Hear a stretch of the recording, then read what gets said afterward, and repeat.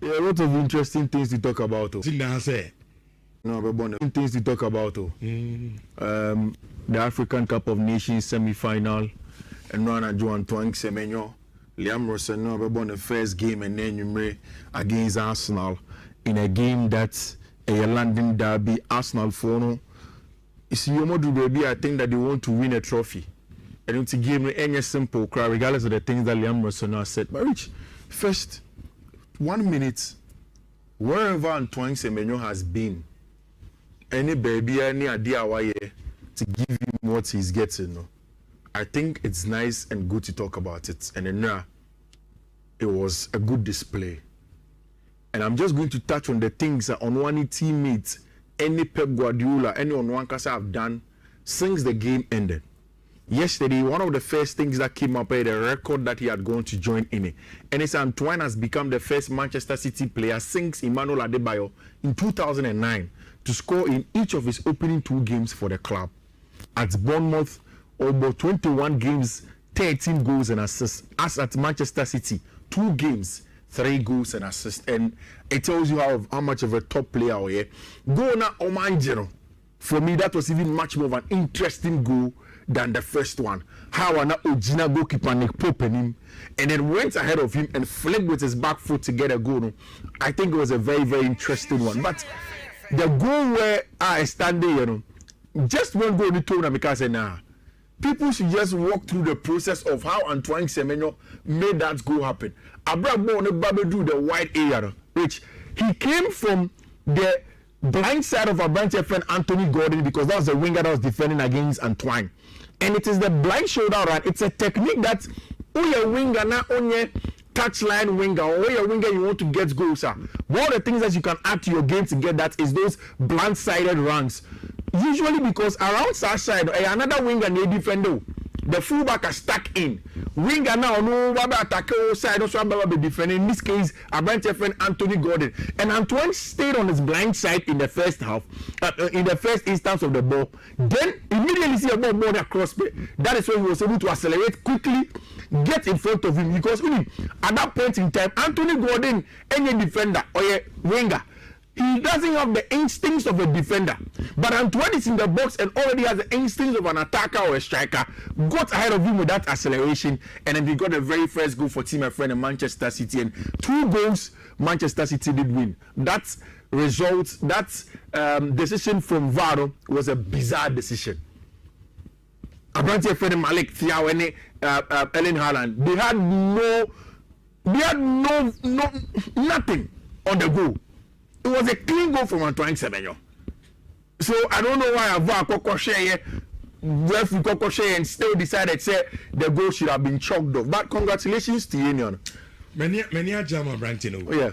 Many are G. And oh, City no. At the end in a high year. How about fitting to the Man City team? Yeah.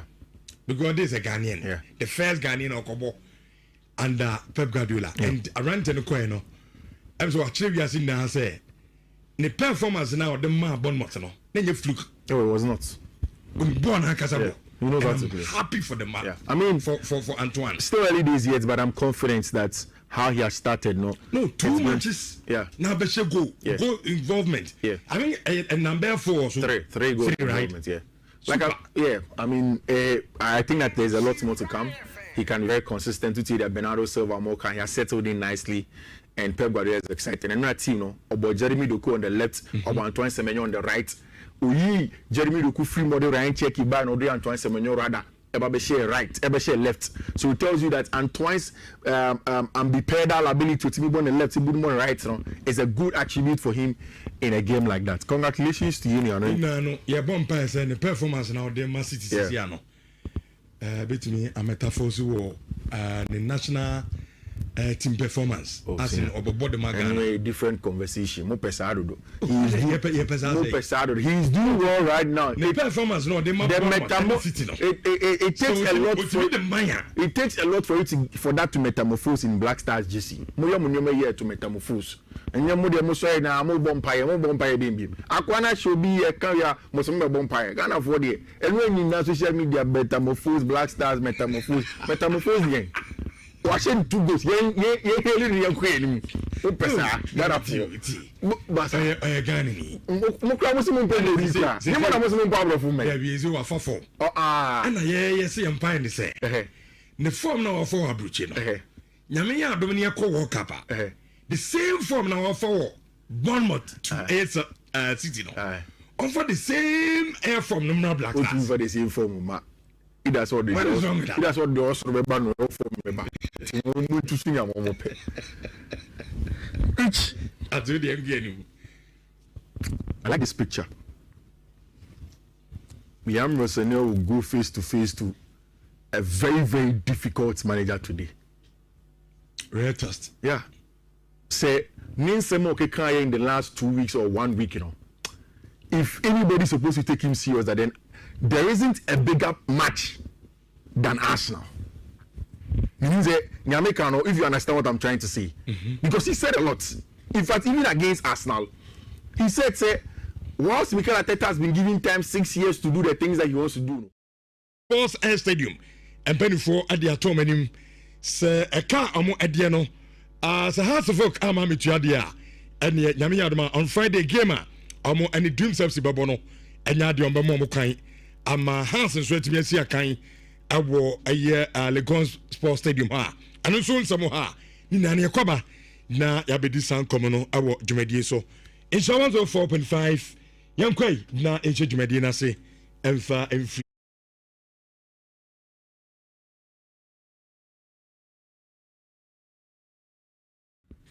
So I don't know why I've Kokoshe and still decided say the goal should have been chalked off. But congratulations to Union.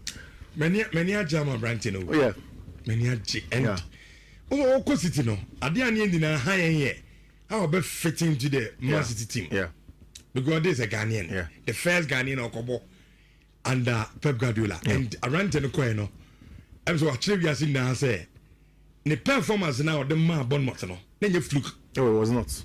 Born Hakasabo. You know I'm that's happy for the man. Yeah. I mean for Antoine. Still early days yet, but I'm confident that how he has started. No, 2 matches. Yeah. Now be goal. Yeah. Goal involvement. Yeah. I mean a number 4. So three goal involvement. Right? Yeah. I mean, I think that there's a lot more to come. He can be very consistent to see that Bernardo Silva Moka he has settled in nicely, and Pep Guardiola is excited. And another team, about Jeremy Doku on the left, about Antoine Semenyo on the right. Jeremy Doku free model Ryan Cheki by no Antoine Semenyo rather. Ebabeshe right, Ebabeshe left. So it tells you that Antoine's ambipedal ability to be on the left, to be on the right, is a good attribute for him in a game like that. Congratulations to Union. No, yeah, Bompire saying the performance now the Man City Ciano. Between a metaphor to the national team performance. As in Obobo Anyway, different conversation. Mo pesado. He's doing well right now. The performance, no, it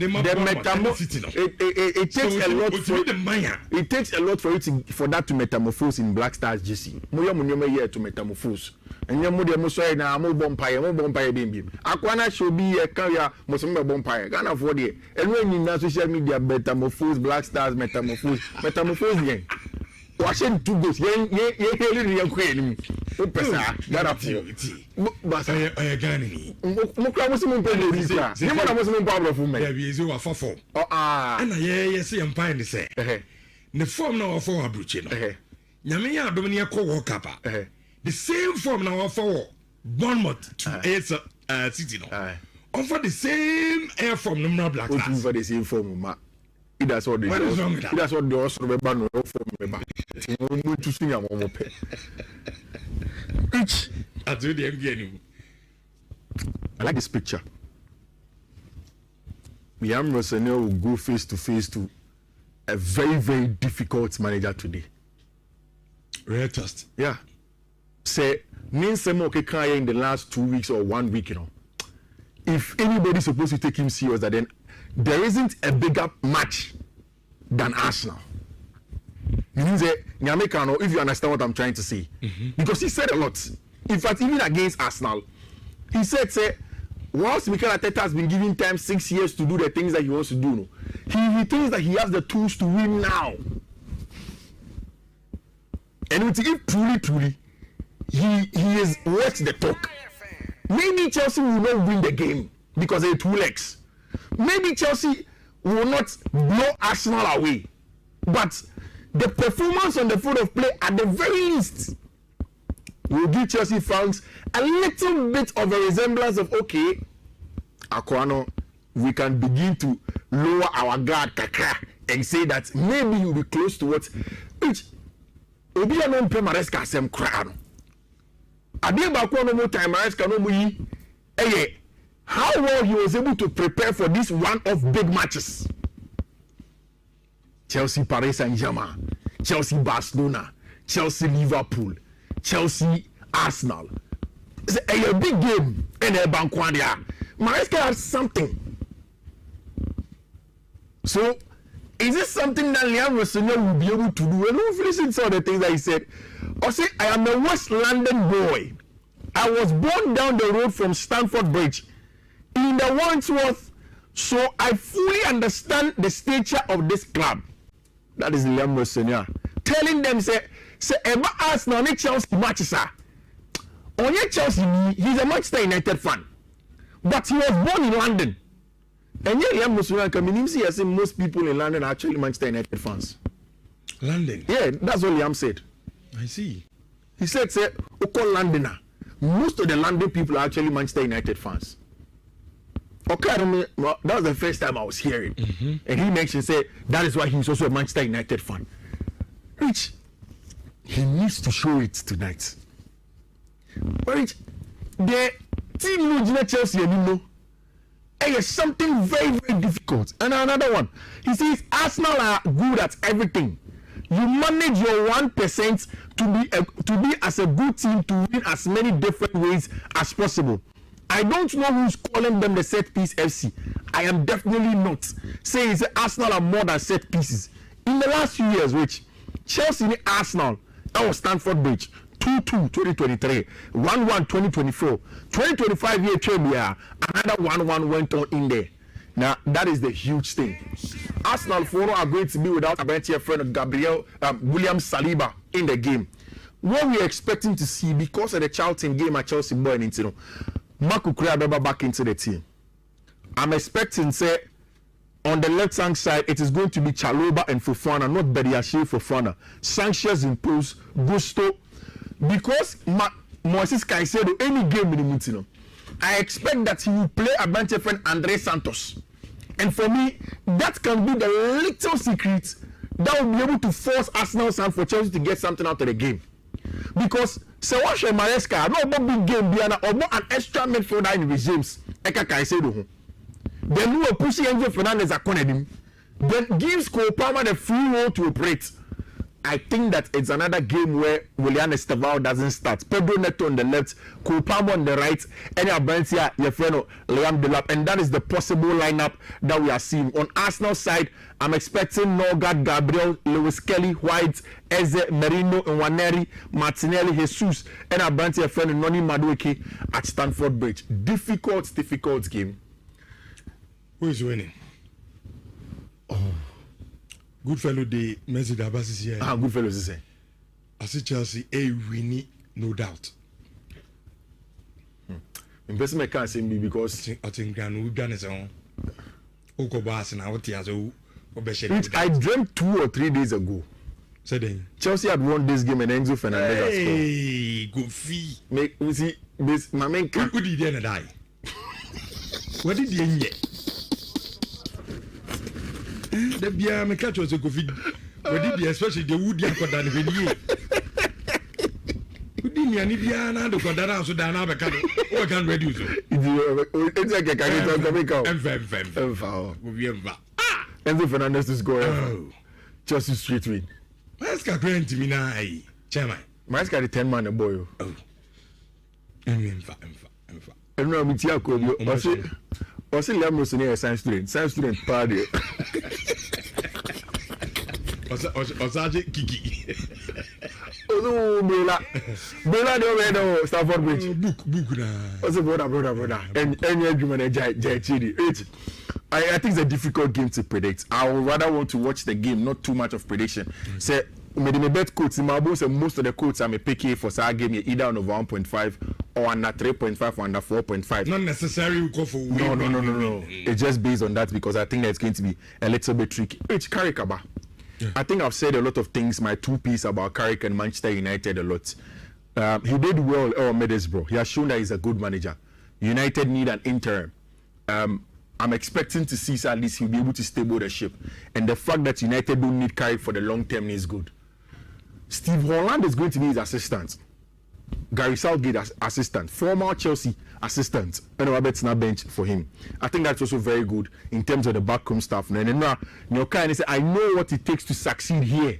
And that is good. The fact that he knows Manchester United is a very, very good one for him. And then Alvaro Barrera started his first preseason game at Real Madrid, which is very, very good. He go straight to the AFCON. Which the game between Senegal and Sadio Mane, a revival of rivalries. You see, while Sadio Mane and Mohamed Salah were good compatriot and friends in Liverpool, at national team,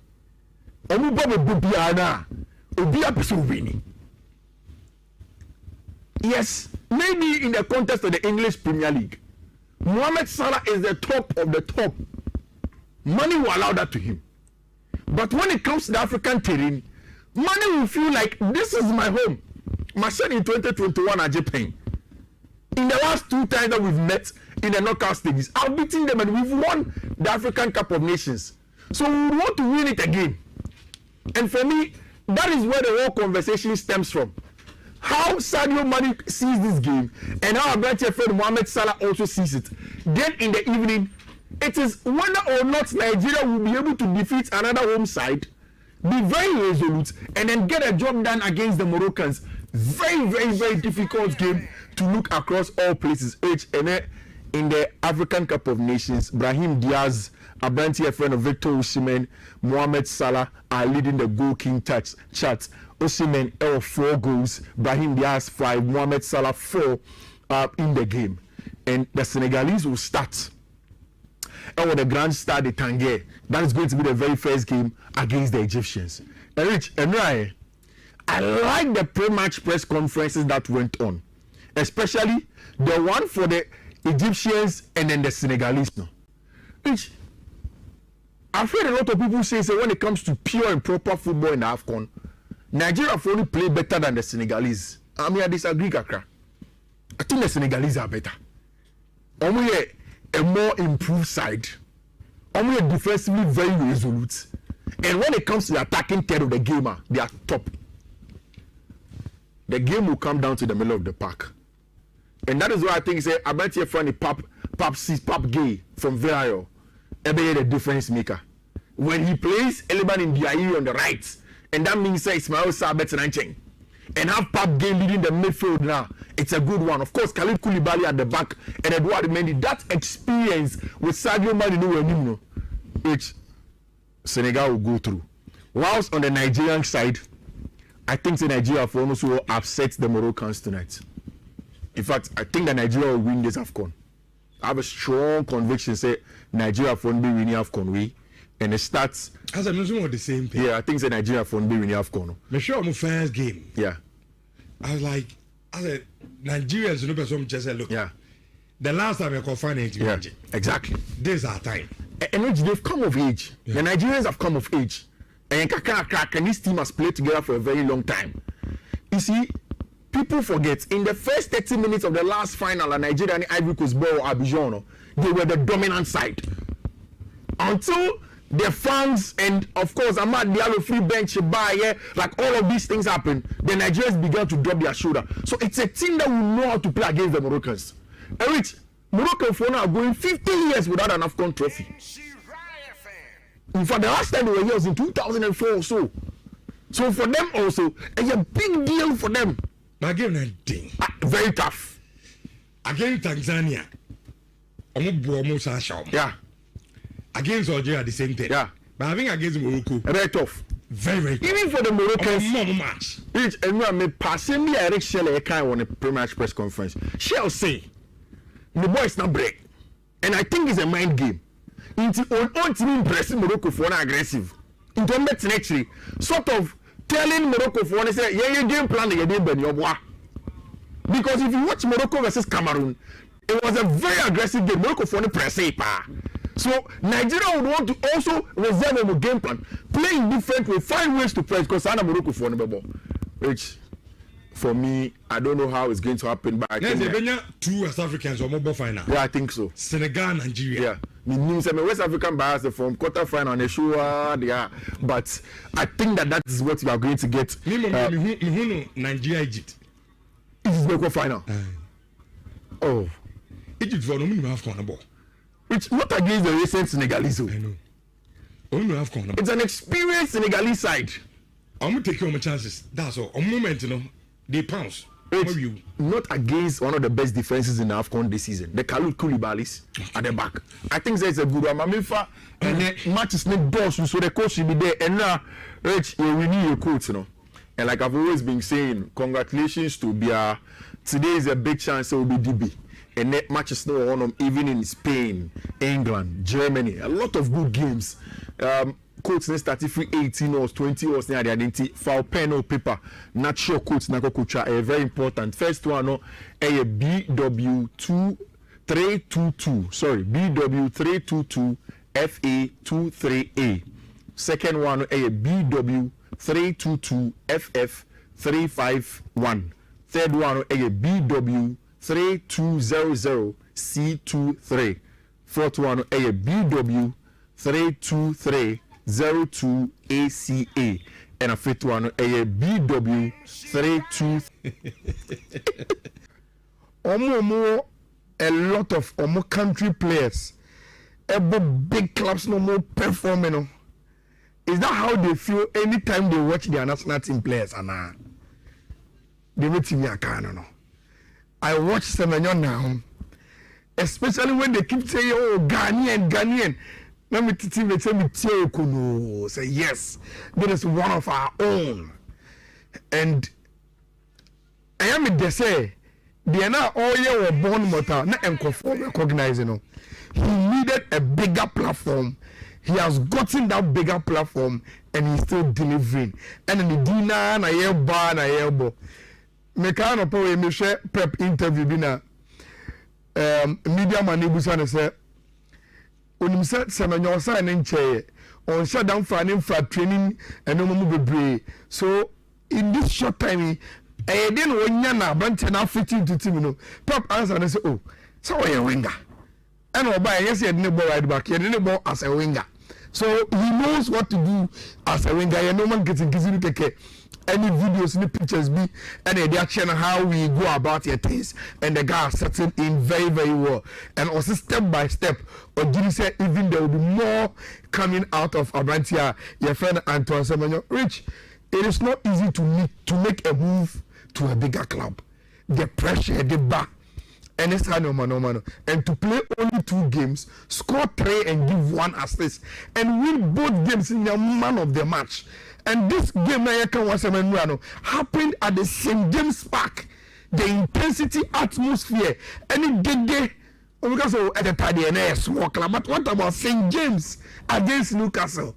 That was a big one for Abantia, your friend Antoine Semenyo. So we will continue to wish him well. Now he didn't play about Atanachi, but he makes me feel very, very proud as a Ghanaian. Semenyo, any baby or baby do now. Now it's linked with Semenyo, any new profile as a player, any blasters. And they say everybody AFCON in common. The picture I was talking about. Minister social media for Mumwa, Mum project na yemfenu kumokitu. Rich, and why a chance on this graphic? It's on WhatsApp or shall be Mumkomona Yidino. Rich, can you believe, say, out of all the teams that a qualified call AFCON, let me pick my phone.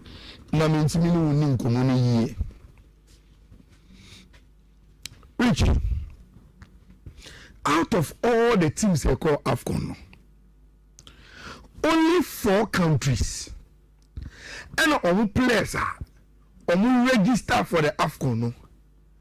na ye wo mo e wo mo manim Botswana, South Africa, Egypt, and Zambia.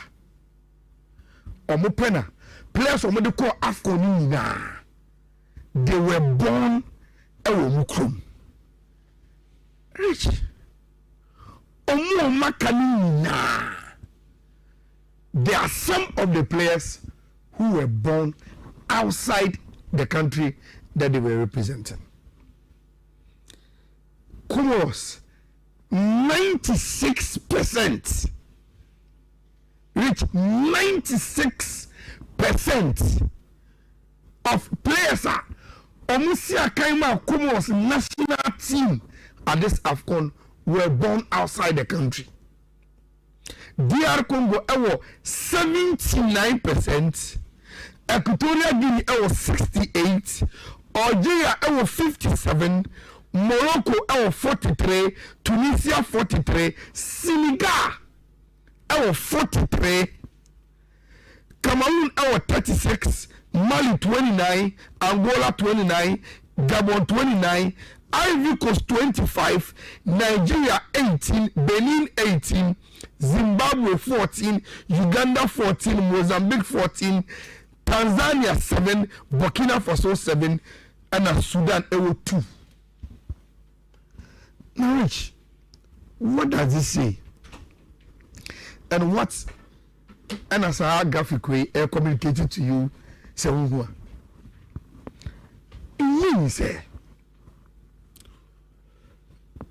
look, and my name trivialize it when we are discussing national team call-up. Na for the say, and I say your team's like a bugger phone call, and I went home man on it. Ne a form so messi a kind and for a man. Rich. Probably that is the current trend of African football. Nations are omoya dear empono Rich are chasing their foreign born players. And they do not care whether their facility, any omo minor culture, and yet involved in the development of the player. Once the player have an identity that can be traced to the country, no they will make sure say at least they will put forward a request say well, for example, Egypt. For Egypt, no one per contusa. And the other national team no. Yeah, friend players and local league no. And no players is so common thing. Yes. Yeah, we be so common thing. Yes. And we now for foreign if we be. She can't be say Morocco. Ushe Morocco percentage now it is striking. Yeah. She Algeria there no. Even look at Nigeria. Countries say Angola, Senegal, Cameroon. Hey. I want us to raise these for educational purposes. Say that should be any partner in this platform. Radio B, TV B, they are discussing football in connection with Ghana Blasters, any FAOB. Look, certain mindset of your national team no.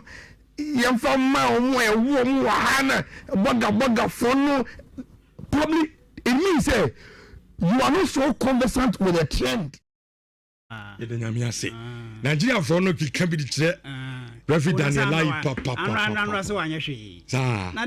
Nigeria for 50-50 or Jama I for Morocco. I'm saying no can be na. On say game on kasa wo kum na say wo bad perception about referee. You be GBA no be nya ho asemaka. Okay. So we nya nwanwa Nigeria ne Ghana de. Ohun kura ne nka be yo moye man ka Daniel yani. So what you say? In you be decide I was hu say Nigeria for no be criticize no. O de enkom ne nemra. Enkom na ye ba mi say wan kasa personal enra o hwe Daniel ayi no. Ehun say. Are you ready? Are you ready? For the thousands in attendance and the millions watching around the world, ladies and gentlemen, let's get ready to rumble!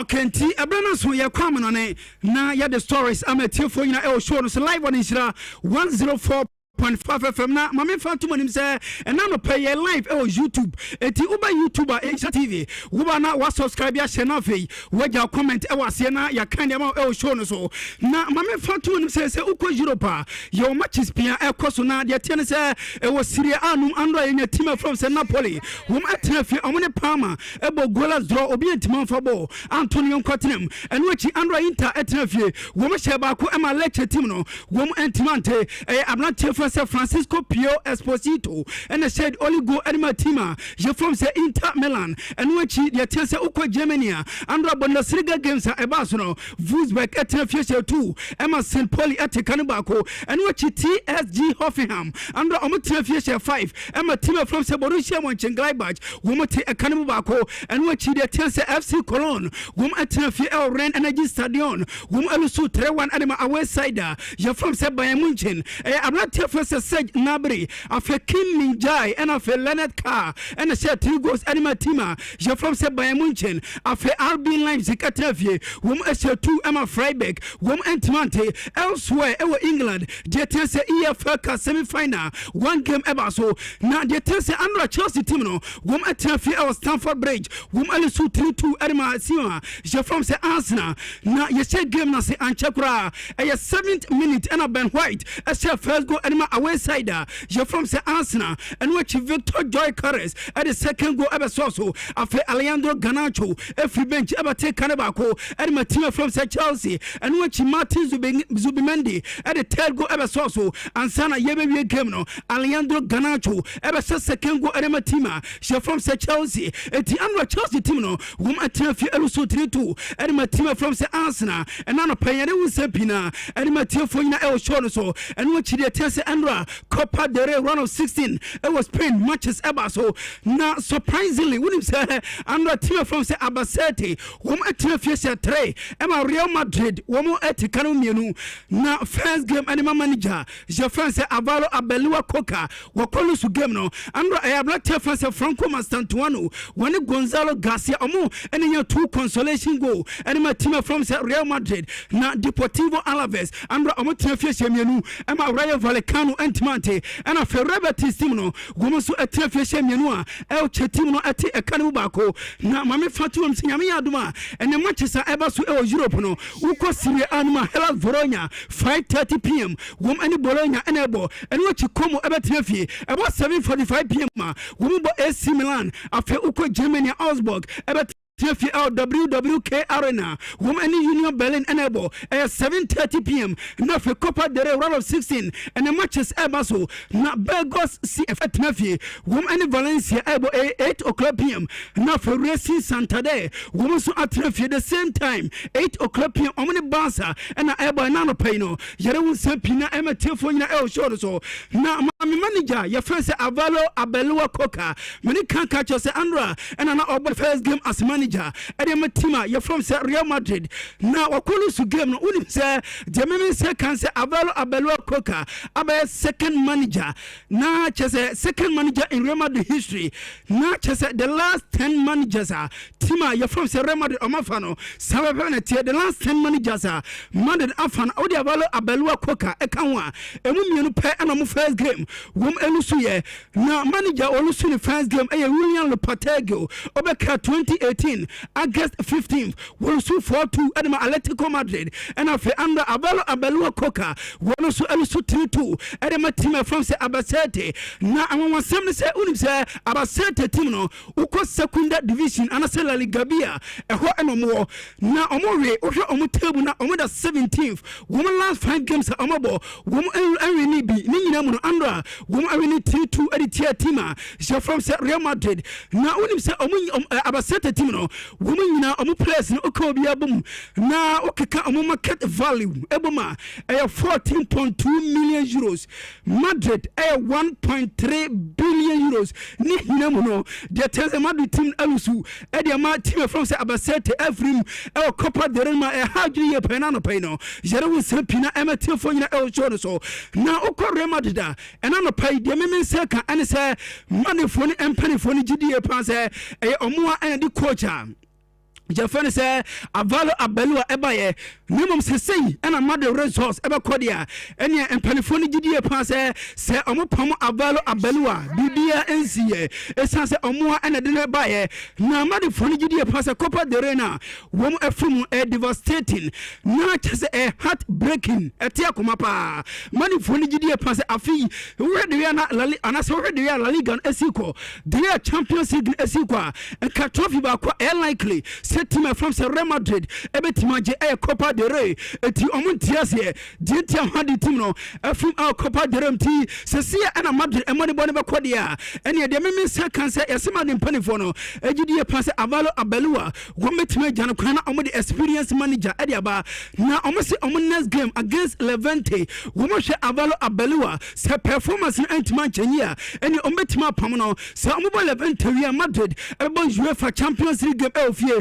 ade tia Monaco na fe omakwa we to Villarreal e La Liga no entisa na Madrid fixtures ne tia enano pay no ye confirm dem etiefo nyina e show no so na avalo abelu sense na baso ne mo ye komansei Andra e Barca 20 grams na enye nzekura na abratia ye first Joao Cancelo wore 10 aba na Andra e first game and as the first training edi ma team ye from se Barca na Andra e Ciudad Esportiva de Juan Gamper Barca 20 grams I'm not sure say Joao Cancelo when your name before say when you come back training so cry another player and I ever say I'm not sure say Joao Cancelo team I from say Barca one more register na registration akọ kama edi my team from Sebastian T afraid the brother from say Joao Cancelo were available e La Liga num e match bia Barca ebo gometima bobi edi ma Barca na Andra e Barca 20 grand Barca abrother from say Joao Cancelo ne Eric Garcia Andra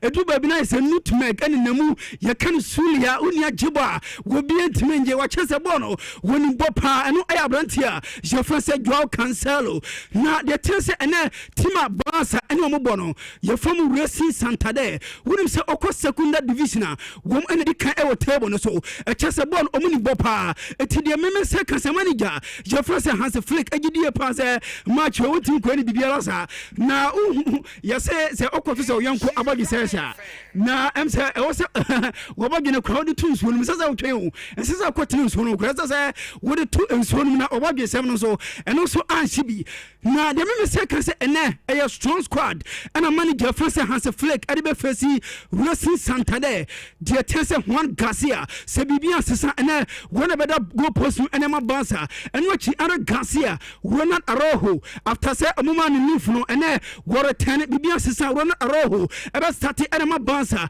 after Arante from Gerard Martin after Alejandro Badi and Fifin and Marc Casado and watch Pedro Gonzalez Lopez Dodona from Pedri yo Dani Olmo after Rooney Baji after Marcus Rashford and after Ferran Torres it is a bibia sesa way a lineup and a Barca at the boy away at the Racing Santander and on a player with some etiefo nyina e show so na na meka avalo abelu ahonsem wonim se ando ye game no manager na say yan fatu obi anim say won so say why failure na do betima kan say ando game e ba so team je from say Real Madrid elusu ye no waji blame nyina anima ono ho eye ono anama team from say Real Madrid omulusu game no na on so say wa failure na avalo abelu say ewia say usu say obe failure any success pa e de success de enya de obenya bi da eti wono won so na de betima kan say e ma sisa wa chance bobo an say wo be coach no ye Madrid abo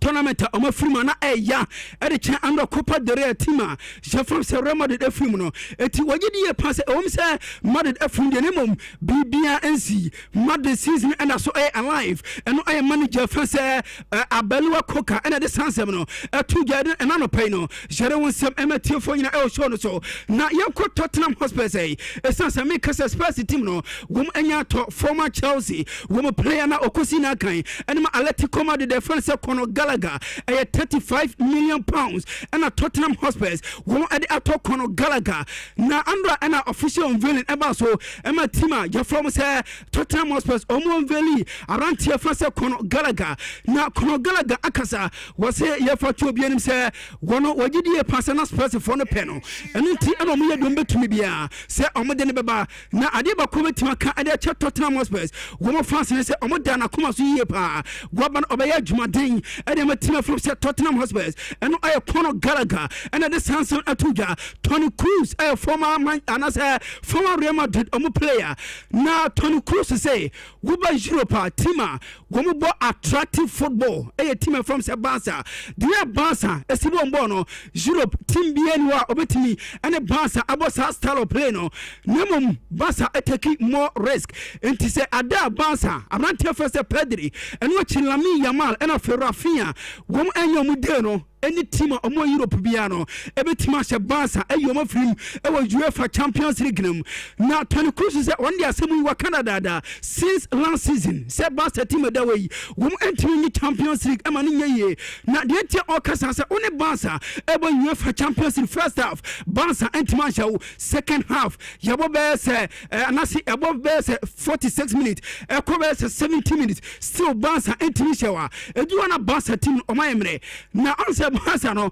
womu any other alternative ya kase under alternative was your team bi wa say ya fan say wobo possession football na say emu ya dia fe no bo tinko say bia oribenya go Barca any side ne ye eti Barca eba one style of play no e kan bi ema e dia pass Barca team no wom betima age UEFA Champions League and player wono Toni Kroos on kase eno I former Real Madrid player your fan say Toni Kroos and this handsome no atuja na no player de wonsem emetie fo nyina e show no so away from Europe yamra Africa your continent so na yenim say AFCON eguso ekose say yaduru final yami aduma a Sunday and a final game ever so host nation Morocco and Senegal and ebo na before some eba under semi-final games eba so dey 10 say quarter final game eba so ewo AFCON mu no obekea yemenya omanya from say Morocco wom ane omanya from say Cameroon and boy na sagima eba so on say game no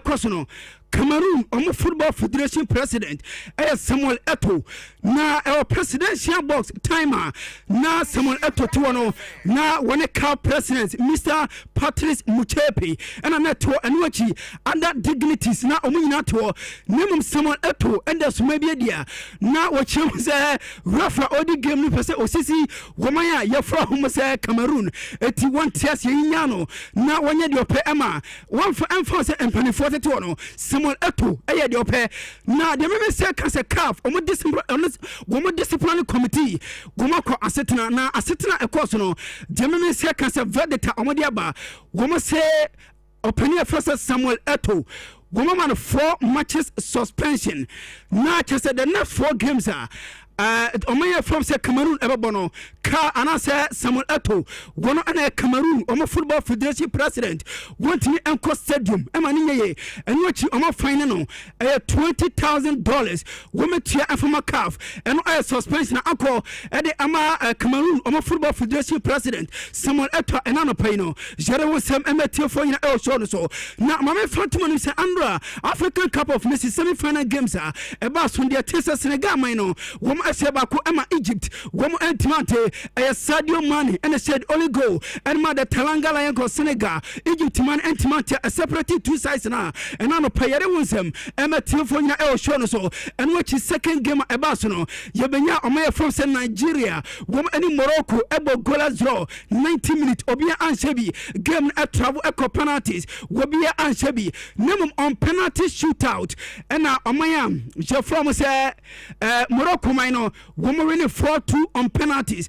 na de tense andra panities eba so no e Morocco ene di kan boye abrate fase na ya I knew ebo essay eno chi Paul Onuochu ebebo ade se ema Nigeria afi Hamza Ndamani ebebo ade Morocco obase no Samuel Chukwuezi ebebo ase no ema Elise Bensagi ebe se ade Morocco afi Fisayo Dele Bashiru ebe se ade Nigeria Hashira Fakini ebebo se ema Bruno Onyamachi wono so ebe se no ansana Yusuf and Nasiri ebenya win penalty ade Morocco maina se me kase Morocco abuki omu take it womo akọ afọ fana nyame aduma Sunday omune Senegal ene boy na no pay no jere won sam ema tiefo nyina e o show no so na ye ka Senegal won sam unim say in the history of Senegal we are fourth AFCON final omoko 2002 womoko final 2019 womoko final 2021 womoko final and of 2025 womo akọ final nemom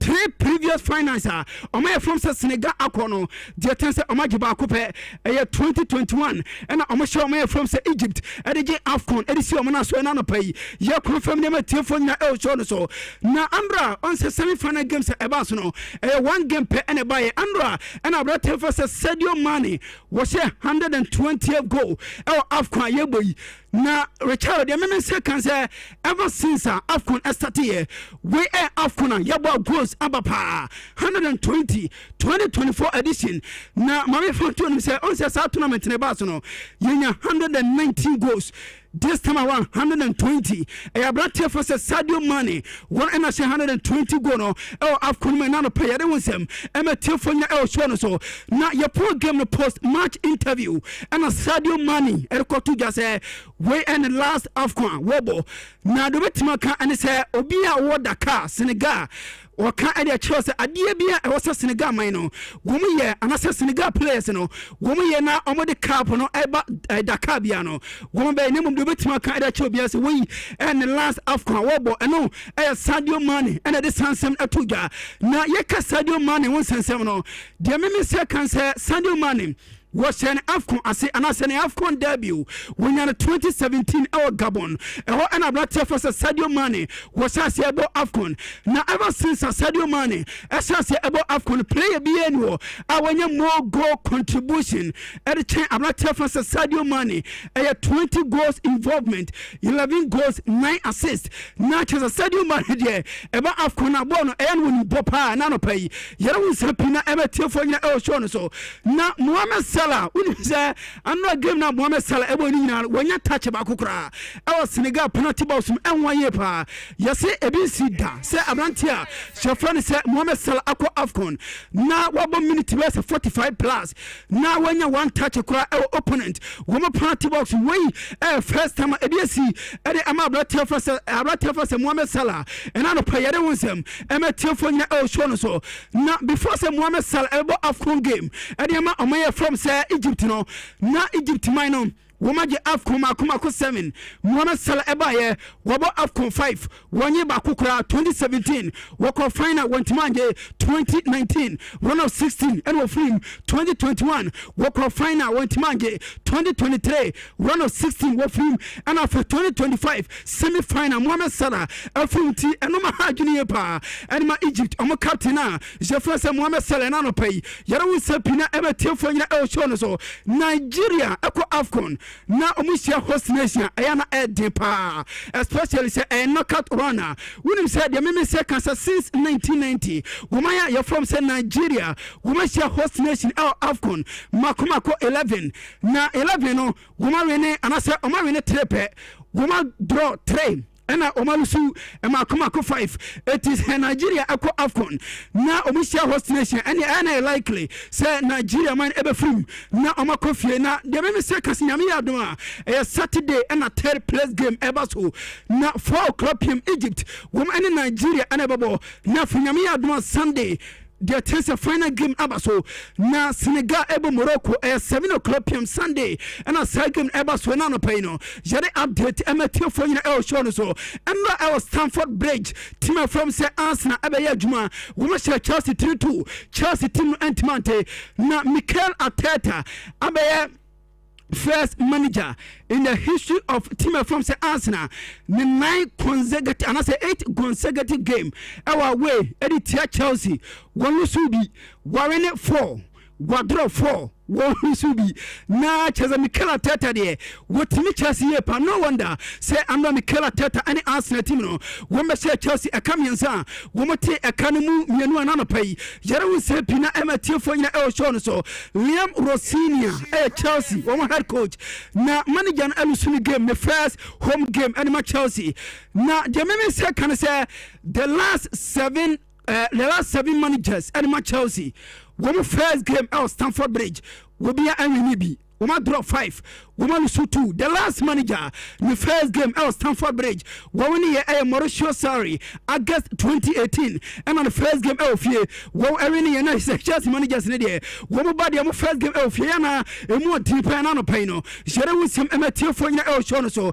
Now Liam Rossinia say, oh, yeah, Chelsea supporter, come on to your price and say, Andra, I almost say, Omulusu and my Arsenal there. Name of the victim can say, Andra, Chelsea, performance, you know, encouraging. Arsenal a great team. Eti ulusu anima Arsenal BBNC Chelsea asase e build a dear friends building block. Wajidi pass enchano ebe swaba pa edema Chelsea and a Liam Rossinia and a the Sanson Etuja. Na the opposite number the Gunners Arsenal a manager is your friend say Mikel Arteta. You game Arteta say a big win and my team from say Arsenal na wajidi pass adia Arsenal a build so many years now. Free and I was Arsenal Gumi Chaswaba, it win de Nanka Arsenal team no clano, women to us best 5 Nemum, Nanya Japasa Arsenal, woman win editor team from Chelsea, and no air on Pania first Mikel Arteta, and a Sanson Atuja, Donald Malen and Netherlands Liba, now was Sinaka Adama team from Aston Villa,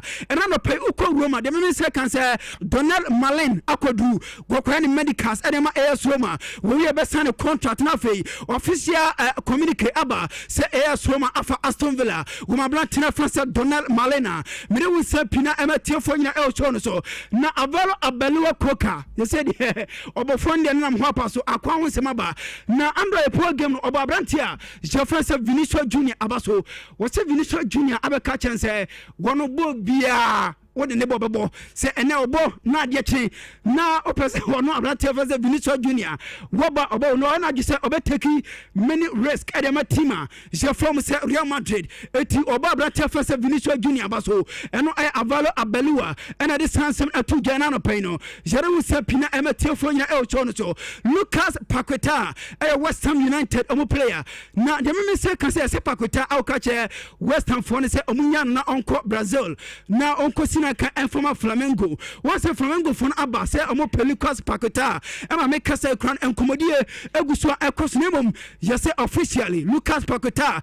au kache West Ham for say wo paso ko eti omunyano e manenko eno Lucas Paqueta kakra fina so e benano pay jere won say pina emete for ina el show no so live on is 104.5 FM na mame fa to him say Idris Agana Gay when midfielder Edma Senegal omana senior team no once Sadio Mane akoka say wey and last after wo Edma Senegal na Idris Agana Gay say woni Abrante fa say Sadio Mane adwen na sabi Sadio Mane no nya kora to take decision when dintia what take decision na do betima kan say ever since yet Senegal women national team no whoop best player Sadio Mane it is Mane bekabiano women jitu name of the most important thing and it's nyame adon Sunday was say omo last trophy and as Abrante fan say Sadio Mane women the last trophy edemano and no Idris Agana Gay and this handsome atuja Eric Sekuchele one so a head coach Edman Nigeria mino Japan game no manager and say wajidi pass technically and no answer ankoye na it looks as if and the players no goma brepa na diete ode Abrate fan say Samuel Chukwueze ebaye and say Samuel Chukwueze mo penalty we be the number so mo penalty na Samuel Chukwueze say Richard El production makom that da bia me kana wa Samuel say o kan bi na hinye Samuel Chukwueze according to pa fast no Andra was so disappointed Nigeria for net dinner tempa papa obia say bibi she no to penalty no ko bono waka say oko Nigeria omo training grounds wa obia no penalty boche no Okay. I'm not manager na kan yo. We best penalty taker e Nigeria training grounds. And I'm not more than the buy is on penalty. No, but penalty from say penalty not to actually. Ready nyame. Penalty no go bon say bibi se no do say dio. And a crowd in the final. Also the all bar.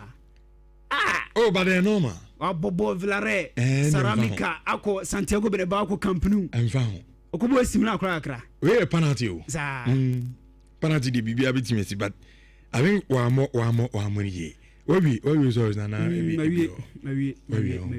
Okay. Name Egypt national team coach no. Sam Hassan. Yeah. On say on all-time top scorer Edema Egypt. Yeah. Striker papa 69 goals in 177 matches. I'm the point game no. Or say Caf for next season no. Said or say Senegal for no. Omunya 3 days rest. And Egypt year 2. Into another game na Senegal for the bully omo pa. Mene nya. One nya adwo. Obia wa hwe Egypt. Competition we mu no. Born no na nya won. Idi omo nche da mo bo ni bi o. Omo de ndo omo ye ne say omo take a moment no. What I say? It's a chance in the bar. Especially omo game changers. Salamone mamuji mu ni ade no. No man take you omo chance no match. Apart from that, me enu abo na Egypt boy no. I said anya mo wa. What I say? Nigeria no me disappoint me kakra. Sir. Yeah. Because Nigeria a big game. Tournament you want to say good do pa. Omo dominance now was but I don't know say bia na ye host nation no mo boni ntidia. I think Morocco for na we attack so say I'm fa. But before the corner, then lie on a scale of 1 to 10, Obama is saying 8/10. 8/10. And at the Bema Daniel I. Nigeria for need dinner temper. You say referee. Almost say enna or bas over frustrated mu place no. Yellow card no de ma Nigerians no. Na weja Moroccans no. Because that could be on Bokobia and as the yellow card no normal. Because enna almost say obi to say this guy Calvin Bassey yellow card no the man no. Almost say omoni referee nyadwen back. And the yebisa mo so amohwe dwumadie na live our YouTube the same question and referee Daniel Lai Ghanaian referee okodi Nigeria and Morocco game no on a scale of 1 to 10 what the never to here because Nigerians said umisa penalty no you move from there but referee frustrate you omo and intina omo ntimi amo mo game anom peso omo ebono also between the adventure no aba referee Daniel Lai Oberman is saying on a scale of 1 to 10 obetimi dia basisi ye na yakenkan enso etimi at the amount na yan fast and fama prime insurance na prime insurance men kan cho say omodi dwumadie bi dia ba na dwumadie na omodi aba ni na no eye very very simple yes jewodie eye promo and na prime insurance enso dia ba na jewodie promo no ne tintini ni tietie na and say yes we dey beto eye motor insurance policy no for free eye prime insurance from January yewom ya akopem say yebewuram enso abo eye month from so ho na so no jewodie promo no timi ewuram na oto eye motor insurance policy ni bia also o stand the chance afuo coupon na yebeche no unsa ebetimi akabi sanso na yebeche eye souvenirs ndina no ayo eye judie promo no enso emuntini sew odi abayane say from January to eye March 31st patrotenie on say you January mu February March 31st na judie promo no abana wiye enti finne ya akopim say 31st March ebeba no 2026 eno an so obekwa akoto eye motor insurance policy our prime insurance judie promo dim na se wonso no fuo eye coupon no nsa betimi akabi any souvenirs and before beche no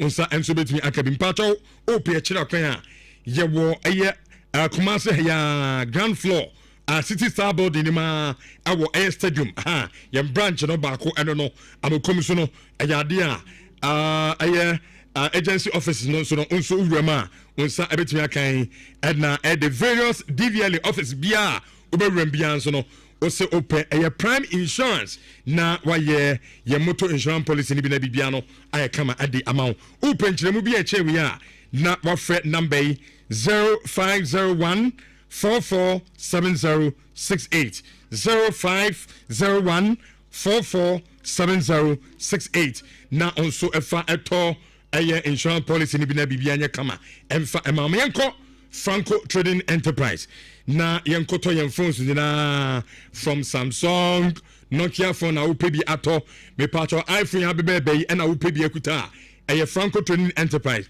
and American for edi amao so personal TV edi about them Franco air condition chest freezers washing machine microwave generator me patcho CCTV camera you be install the ama of phone baby will be and then the nimdia na cost that to the sense o the caneno anka CCTV camera na bo ufia na ebi a officer on say the I just say bi akobo camera no asa no hu de cost and de ofu na ekuta na no an say be install the ama no it mean say nke bi ama ebi ofia me ti hey eno an say my phone na me bie de akoso me fie obia eno an say me hwe enso ewo aye me phone so nke koba ne say ebi kura krofo bi na ebo wura ofie ho a obohu bibia ewo ofone so na wa lete a police for me akwa chiniti ni nyina no ko Franco Trading Enterprise ebi enso ewo ho me pato Kumasi ye wadum ejaba jewelry sorry de ho on sabetimi akan and afi adjacent old Melcom honso ye ho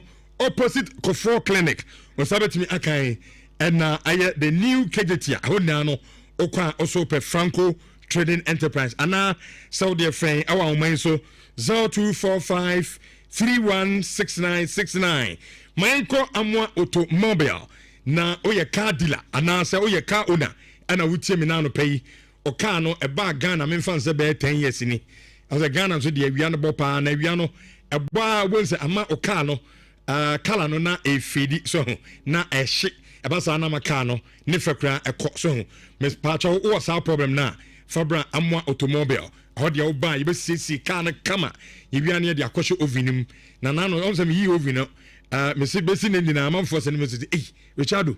Now, over way there, Amwa, automobile, yeah, then with me a burden is and I'm saying yes. Say a car, Yanamakazi be a genum, and at the actual Omono, Omovina, on the Abagan Hano, the whole Ghana, a bini baby. In fact, West Africa, South African Kwana Okwa, on Sabakasa Ovinibi, apart from Hono, Africa, just a Ghana Hankwa, and an Amwa automobile. And so the be aba aye Ghana into the car no kwasho na almost spray we no mo polish car na car ni pia beka sa fe na auto de free abruche de aba o ye car dealer na okra cars accident car e de free abruche de ba Ghana o de car no from aye habo hona no na onso wetimi e de anasa port ho no where e de free ho na o de aba ama automobile ho na CC car kama and so etimi e de ama friend awo 0244 465764 yo apem so ya ho announce abetimi aka aye amwa automobile Alicia Deco and yeko na washroom ho niamani na enkenka aye WC PPAR pipes no afi fittings and you know ni no aye Alicia Deco and Trading Enterprise ho and yeko ni akoto to sa niamani na ne ho de auto and niamano se bia WC auto a free 2 3 ade kwa ye tip one so assign ade bound ni assign kra amo achede assign ade aka ho eno nti de tene say bronya achede no on say ye no December nimba still na that has been control bia still ye ntwam ha oba na obeto aye WC ade free Alicia Deco PPR air pipes no and fittings ni nyina no o achede a ye betimi enso ade ama mbacho ye kira kwan e wo Kumase adum abinchi opposite sa oil ho enam sabitimi aka Alicia de compatro friend our 0558 063 836 na money Alicia de company for any komo yade yenti no me kan for cancer mesha ena diama na no pese kotobi na ebeboa wie pa na honam yawo baby a pensi ni wo bia obu ho a pensi no ti se ewo ntinim ebi nso abonse oti pensi na o sisim so bia wo kwan chi baby ana honam baby a eya ya no atrotic pain ni na no eye cancer mesha ana okwa kotobi adrowei yɛyɛ edema ɛyɛ pain enti sɛ honam baabia ɛyɛ we a yɛfrɛ aduro no cancer mixture okɔ atonsu market a also per cancer mixture no bi anaasɛ wode yɛfrɛ number yi 0244 871 862 ɛno ɛyɛ number mpakyɛw wobɛtumi afrɛ na wagye aduro no bi na wakɔ akɔnom na adeɛ biara yɛfrɛ no pain deɛ ɛto aseɛ ɛnso ɛtumi ɛde ama wo rush energy drink deɛ maka kyerɛ sɛ wosɔre biara mepaakyɛw a da yɛ anom bi na ɛbɛboa wo ama da mu no nyinaa adwuma bi a bɛyɛ biara ɔnte berɛ baako koraa ɛno nti ɛna abɛhu obiara bɔn sɛ rush energy drink ɛna ɔnom asekyerɛ wɔ hɔ a ɔnom deɛ nti a ɔnom rush energy drink no ɛsiane sɛ ɛno deɛ ginseng wɔ mu vitamins wɔ mu ɛna caffeine ɛwɔ mu a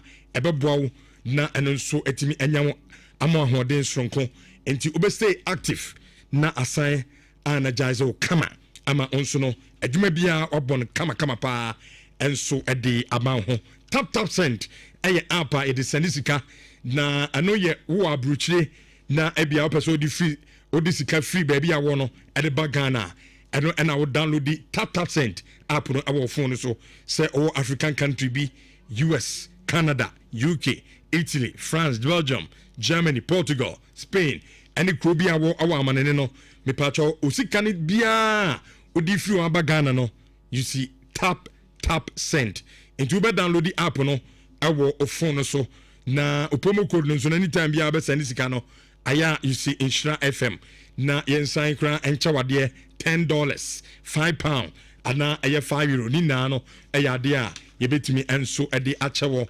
Uniat Practical Institute mepatwɔ yɛkɔ na yakosua ɛyɛ computer ɛne deɛ baabi a wiase aduru no ɛyɛ computer world ɛna yɛwɔ ɛno nti na wɔatwa deɛ sɛ deɛn certificate yi ɛne emu hwehwe kama paa ɛne box biara ɔteke so ho nanso ɛba computer box no a honko a deɛ ɔnteke ɛno nko a ɛbɛtumi ama adwuma no afiri ɛyɛ onsa anaasɛ adwuma no onsa ɛntimi ɛnkantim srɛw kosua computer na ɛma mu ɛnso ɛntimi ɛnyɛ duru yɛn course bebree awɔ Uniat Practical Institute ebi ɛyɛ network and cyber security engineering yebi ɛwɔ hɔ computer basics and office administration ɛba no data analytics a yebi wɔ hɔ sound and software engineering ɛna artificial intelligence AI ne nyinaa mepaakyɛw ɔkɔ Uniat Practical Institute na ɔkɔtɔ bi ɔkɔ na ɔnso courses a ɔmo yɛ wɔ na no nso akɔ akosua bi ama bibia ɛyɛ kama ɛde ama school no nso sɛdeɛ wobretue biara no akonya ɛwɔ hɔ a wobɛtumi akɔ no akosua deɛ wopɛ sɛ wokɔ no weekends a wobɛtumi akɔ anwummerɛ ana regular no nso wobɛtumi akɔ ɛna distant class ne nyinaa no Uniat Practical Institute ayɛ ready a ɔmo ɛtwɛn wo mepaakyɛ Kumase sesan so wode esi bus stop wɔ ne frɛ number yi 0555 383848 ɛno ɛyɛ number yɛde edi dwuma awɔ yɛakakye ɛno no Alaska Star Enterprise yɛmfa ntwa toɔ na yɛnstarte dwumadie no as in discussions no ɛmfa ɛmam na Alaska say menka nkyɛw sɛ wo nneɛma a wode siesie wo dɛm wo office hɔ baabia a wopɛ sɛ wosiesie biara ho nneɛma no bra Alaska Star Enterprise na ɛbɛtɔ no nyinaa ɛsiane sɛ yɛ nneɛma no asane sɛ ɛyɛ papa no ɛboɔ no nso ɛda fam paa ɛbɛtumi aboa wo ama wo nso no watumi asɛbi sika bebree enti fa sika ketewa bi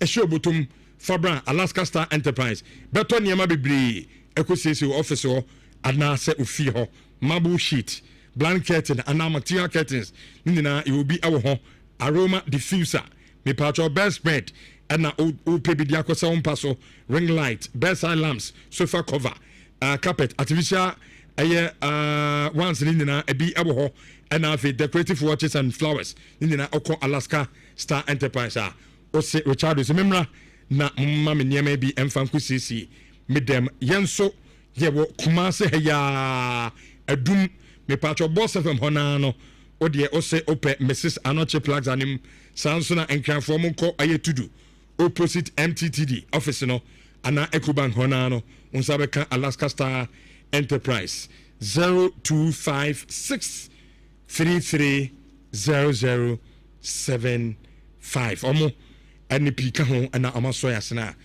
yɛde dwumadie no ɛnso ɛde ɛma mo fifi Manfred Kofi Maeska Good morning. Good morning. Oh yeah. Yeah, I'm yeah, fine. Now what I want to say. Okay, great. Odaya na mem. There maybe a second leg. Say that go ka say me nya ka mu ni nzie ma ba no pa bu ko peja. But okay you. But ka say me nya ka say. Osun daye. Na osun da na Chelsea ashe Arsenal. I'm see go. Ama Enzo Fernandez ashego one friend one count. Ama Enzo ashego. Okay. And I'm say go fee. Who did you na die? Okay. And pay me have Branton in the say friend no Ohiniba Kobi Ohimen so I'm so open in Grand Dokono Pao Amukuyirawa and Nimukwei as you utidida so die bianye what's it Coach the Marco Fabio Coach Auntie Rosie Ininko so also go for Michael Carrick. That's it. Actually, Auntie Rosie. Obo was in here. Carrick. And try. Now, what's the coach me within 2 weeks? If you are Morimo called Darren Fletcher for Carrick, one guy Carrick whom we see, you know. Yeah, communication was very clear. Was there? Very, very clear. It was very clear. And do Manchester United, yeah, what's about how the communication is very clear. Yeah, Casa Fletcher, no. Ombo 2 matches. One can say Ombo 2 matches. One can say Ombo 2 matches. That was not a communication. Not communication, yeah. Pick your phone and check. We are good at picking your phone to check. Oh, Kofi. It's a pick your phone and check. Minim said you made the fast checking. But what I'm saying is that it was very clear. No, yes, say. No one can say fact check. Kache, Bonimi, Ubia, the Jumana Bemo before. One can say Bonimi. And they can say. Or one can say Bonimi. No, who said the American and you can say, can say. Yeah, can. I am not the mouthpiece of Manchester United. And I'm not American. You are neither the mouthpiece. And you know, yes, sir. You are neither the mouthpiece. Enko. You are neither the mouthpiece. Because any else can come. Don't rush it. You have to was here. And you was. When you be a me say. Okay, send you a fact check. Kwande. Ozu yanko. Me say foul phone. Just go to Man United's Twitter. The statement on Darren Fletcher will come, and you will see that what you are saying is wrong. And you have any ever could be. Oh, they all catch it. Me fan. Me for me phone. No, so what kind? And I won't kind statement. Men kind. One kind statement. But when you say one cast, one go 2 games. It's me fan. And at the Mima Cano. Senior. Who refute to the Mima Cano? Of course, but sometimes you don't have to see to refute. I'm certain that that's not what they said because we minimum. Who out? No statement. I won't kind. And then I'm the Mima Cano. Who refute to statement? I Mima Cano. Because what is there, it's not what it is. So I can take my phone with permission, and I'll be found there. Yes, club will be a new manager. Titi, we know what. Syria. Oh, yes, club will be a new manager. The new manager bounce in the as I'm to what I say.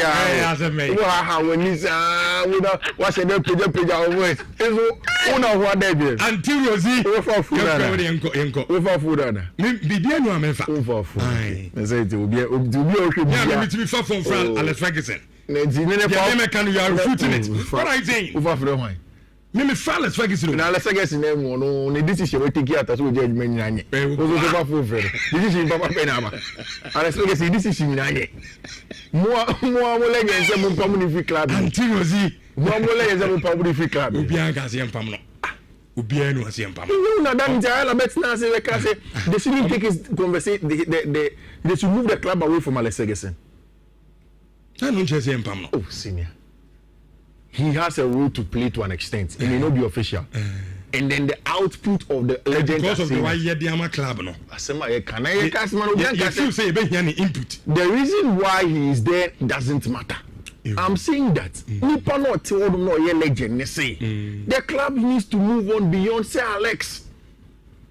You heard it, you accepted it then. You catch your net there. No, until these yes, or the deflect. Yeah, started from Chelsea game no. Maybe I may start here. That's not your decision to make. You know this. I don't know why sometimes. And now, we production, you see any heavy AFCON. I wanted to start from somewhere. I don't know why they changing it to a Chelsea game. I can start from the Chelsea game if that's what you want. Me, I don't shy away from those things. but that is not what we're supposed to. And I want you to know, say, do what? Share the one team. Do well more no yeding, and that's the thing with you. So we are chua. Now more no yeding. It will be the idea now. Hono bezo ujina so. But me I don't have problem. Makacho. So fear about saying 3-2. Oh, about saying question me. And now Chelsea no Manchester Arsenal. It was the semi-final of the EFL Cup. Now, I think that Liam Rossonero will learn a few things from another game. You know? Whether it was the starting lineup, Arsenal formation on the Como. After the game, Matisse, the Chelsea fans, said, oh, because Chelsea were without some of the senior players, you know, it was a good performance. Cole Palmer was absent. Rhys James was absent. Moises Caicedo had been suspended. Malo Gusto was out of the team. And Chelsea essentially had to go into the game without some senior players. But Arsenal had a very, very good score. Declan Rice, Martin Ibanez, Zubimendi, Gabriel Magalhaes, Victor Gyökeres. A very solid team. With the whole team, though, I was worried about the Chelsea midfield. Andre Santos, Enzo Fernandez. Because I feel like, okay, we'll be a midfield without steel. Without physicality, obetinyabo.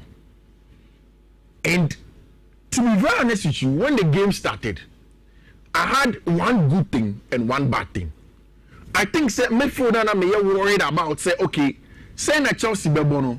Let's touch. Say na Chelsea betimiabo in the midfield without Moises Caicedo, without these Rhys James moi, Enzo Maresca time say big game eba obe inverted bebo sa players thing go. I think in the first half that wasn't bad at all. I like the work rate of Enzo Fernandez for one. On your natural DM. But I think yesterday, in terms of intensity and physicality, the things that Liam Rossonero acts of the midfielders that he gave him. I also particularly like Abrante's friend Andre Santos when he was in the middle of the pack to help the team in that regard. However, which Liam learned why after Leverkusen prior, any Diana Enzo Maresca and the things that for some of us who follow the team so well and know say Obo in the possession base 3-5-3-2-5. Now say only CCB you don't try in English Premier League, you'll be in trouble. Liam Nangasa after the game say Arsenal are one of the best pressing teams in Europe. It is okay starting lineup now. At the beginning, Obo Abranti Efreno, Wesley Fofana as the CCB. It's a Chelsea progressive ball now, and the Messiah Moshe touching mommy. Where Chelsea progressive ball now, then you see that it was Wesley Fofana was trying to progress the ball and was training Fifi. Then you have a Brent fellow, Robert Sanchez, also trying to progress the ball from there, which it didn't work. Robert Sanchez 10 overs no ever or Bobo on the chance now for no Bobo on the chance now for no because the CCB of Wesley Fofana and you know. It also goes back to tell people about why na Nhyira Maresca Duberia na opetosi na drebia. Which sad in the debia meka. In modern day football, person will go fiat now progressive more you need a CCB. And CCB Krona also should be a leader at the back. Obetimi Abuao to lead and organize the center back, the back trainer, plus it's also very good to play now from the back. Again, you need a natural metronome and as a normal 6. Zubimendi more kind, Romeo Lavia more kind, Moises Caicedo has developed that as well. And then Santos no particularly so. Oh, but you need on the half time to progress. If you don't have these things, it doesn't work. Only sa ability, you know. Only sa players with my son, man. It's going to be very, very difficult to get those things done. In the internet, Chelsea struggle, and that's why I kept on saying from last season. Say Leverkusen Oniwa, open the on the ball ability of Tosin. But to see the ball on your natural leader with me high line. It is Obeka before Maresca left. He wasn't playing his two center backs to build from the back again. No, they do two to try and use Robert Sanchez to build because you don't have the profiles. And Robert Sanchez reminded Chelsea for why no matter how good he gets, maybe people will never be comfortable with him in post. Because this season, from clean sheets to performance of goalkeepers, playing out from the back, the shot stopping, every metric points to that. But on the night when Chelsea Robert Sanchez to be a senior player and put out a good performance. Yeah, about crossing. You know Arsenal.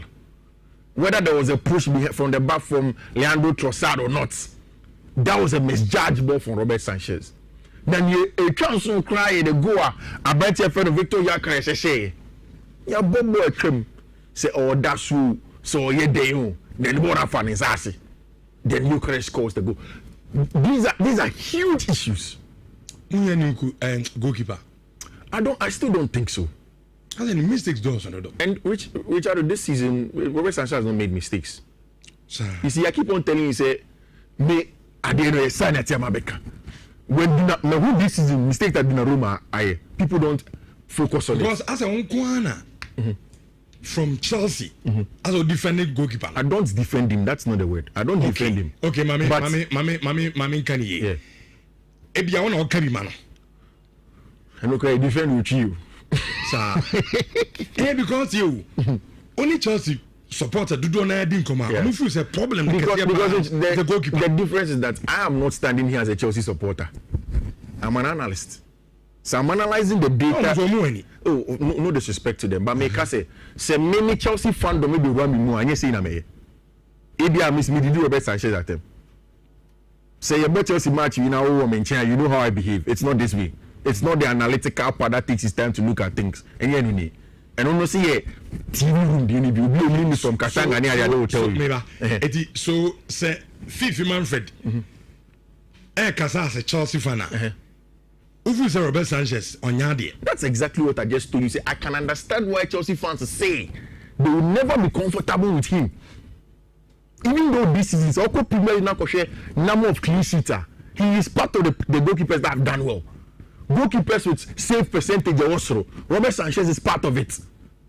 But the Chelsea fan can say, oh, you're comfortable with him. I 100% understand. Because that's a Chelsea fan. If I jump into a Chelsea fan, I will say same. But as an analyst, you can't tell me Robert Sanchez is a bad goalkeeper. So if the sporting directors in the summer, I can say, okay, fine, we'll move on from Robert Sanchez. It will make sense in that regard because the fans have an unease. So Robert Sanchez ended up pulling consistently as a Chelsea goalkeeper, which Liam Rossonero lens. The good thing I like about the game, they say, it was a game where Chelsea did not give up. In fact, I thought the tie was going to die at 3-1. Honestly, I had given up. Then game ended 3-2. The performances of the players, and my first person is Enzo Fernandez, Andre Santos, Estevao Willian. These were top performance on the night. And I feel like because of that, Liam Rossonero says he has something to build on. We'll look at what he has to build on and see if in the over the weekend against Brentford, it's going to be a very good one for them. But the thing is that it wasn't successful on the night against Arsenal. The difficulty is that, Rich, so we lose against Arsenal 3-2. Arsenal have not lost this season at Emirates. Into what's the guarantees of our shadow? That's the bigger problem. But however, at least the tie is not dead, and we'll see what will happen at the Emirates. And now, Alvaro Arbeloa got the baptism of fire.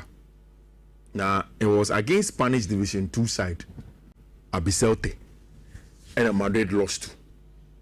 I was following the game keenly. Which losing a game like this by 3-2, you're worried, Yeah.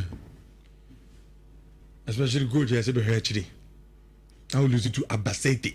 Yeah, and it's not like divisional monogrand they are doing well. Yeah. And a Copa del Rey, a trophy, and Pampa Madrid will huge chance at winning.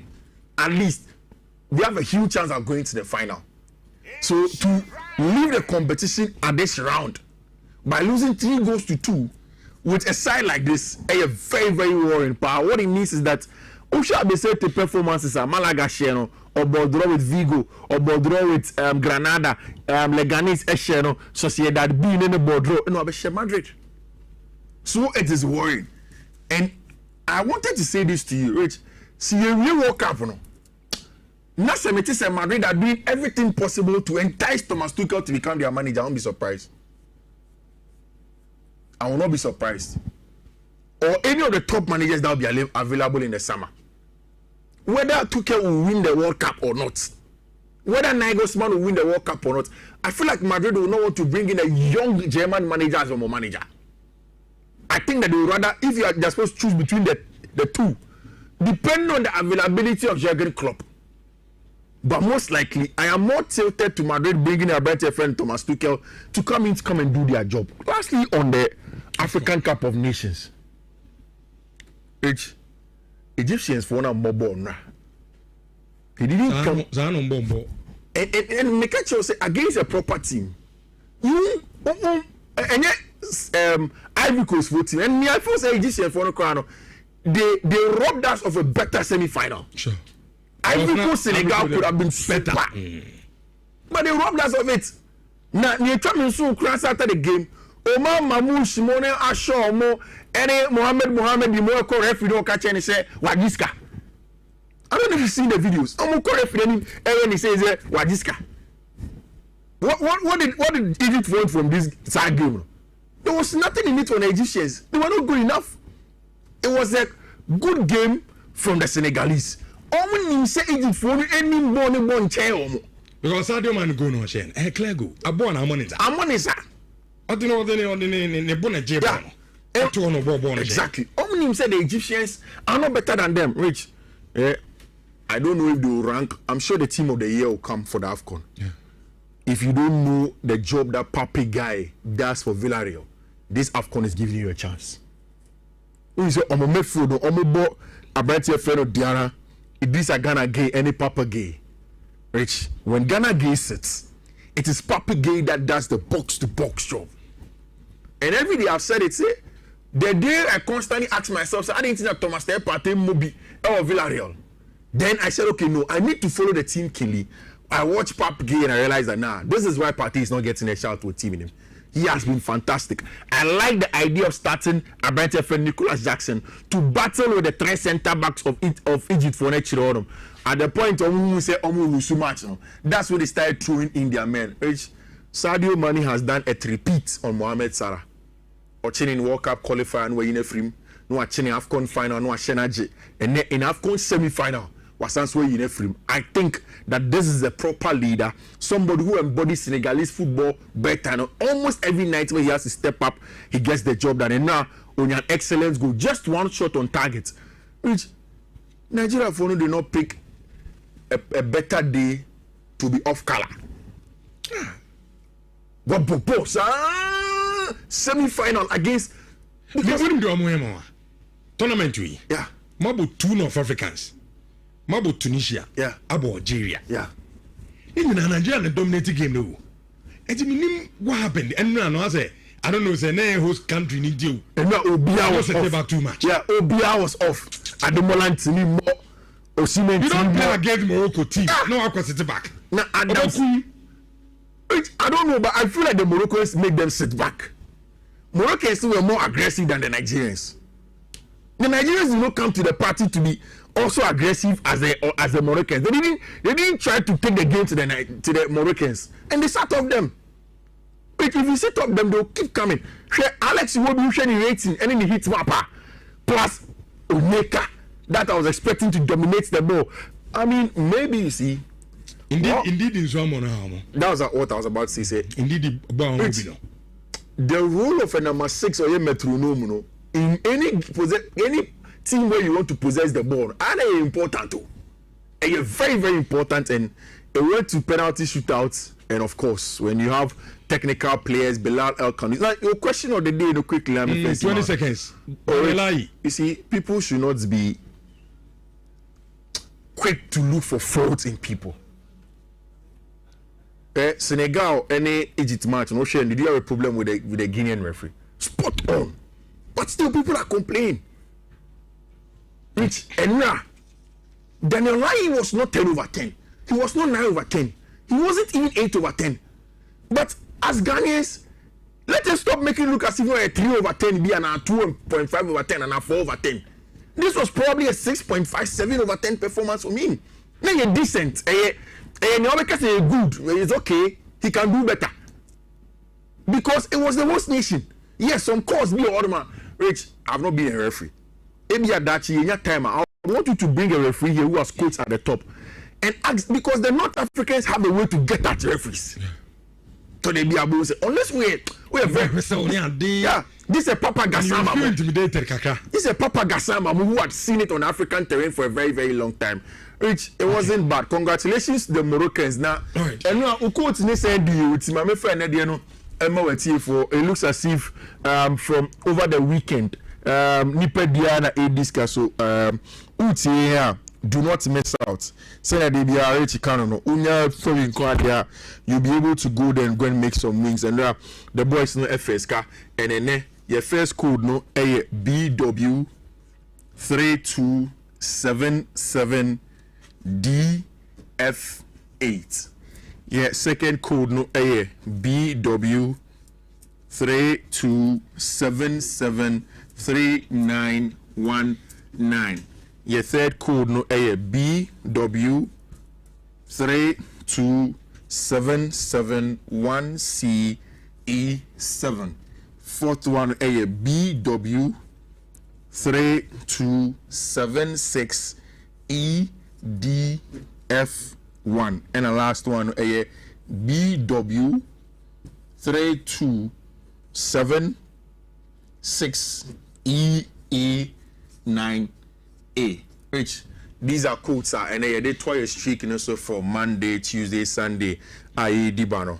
Yeah, twice because next week a Champions League, no. Okay. Don't miss out. Okay.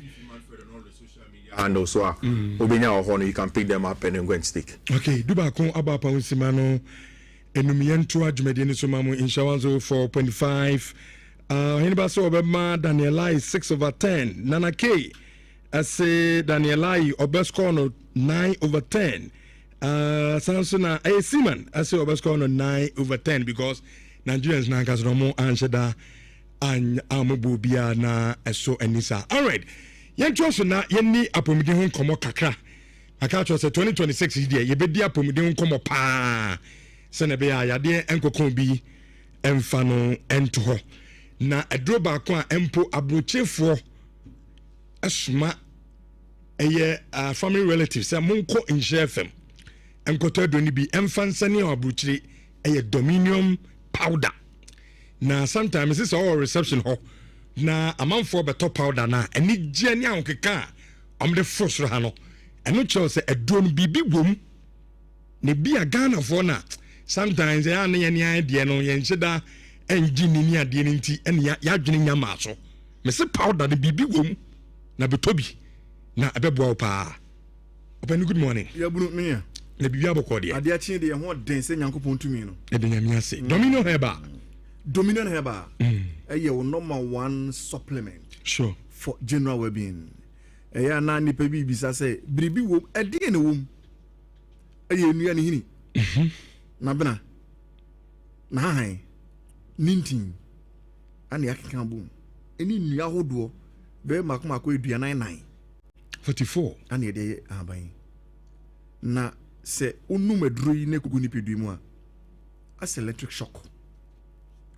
Electrify yari bire woni peduem wa munmu hono se biribi wura me abusuafo se wutie me na no pay na opani o sori ye no wani su biriu on se odipe bia o so da no sori se o sori waka tana sisima na moja na dufu fusane no entimi bibia entimi nye kama ansa wetimi anante o sori prekope na anante obetwahwe onipe bia sanete na wa sori ebia o sorry trans kakra o sorry still when you biu afi untimi wonai kokum ase okon uti ase wachiri dompe ase na akoye dwumaden so na onyere okoda na hwenye o mepacho tie enitina Angel Dominion Herbal Powder and I say Dominion Herbal Powder eye wo number one food supplement for general well-being yare we biere wo ni pedum fitu ti ase kuzu ni ase de yan so benya suhie no pe teaspoon mpacho ye wo tablespoon ye kese na ye de nom ye didi emo no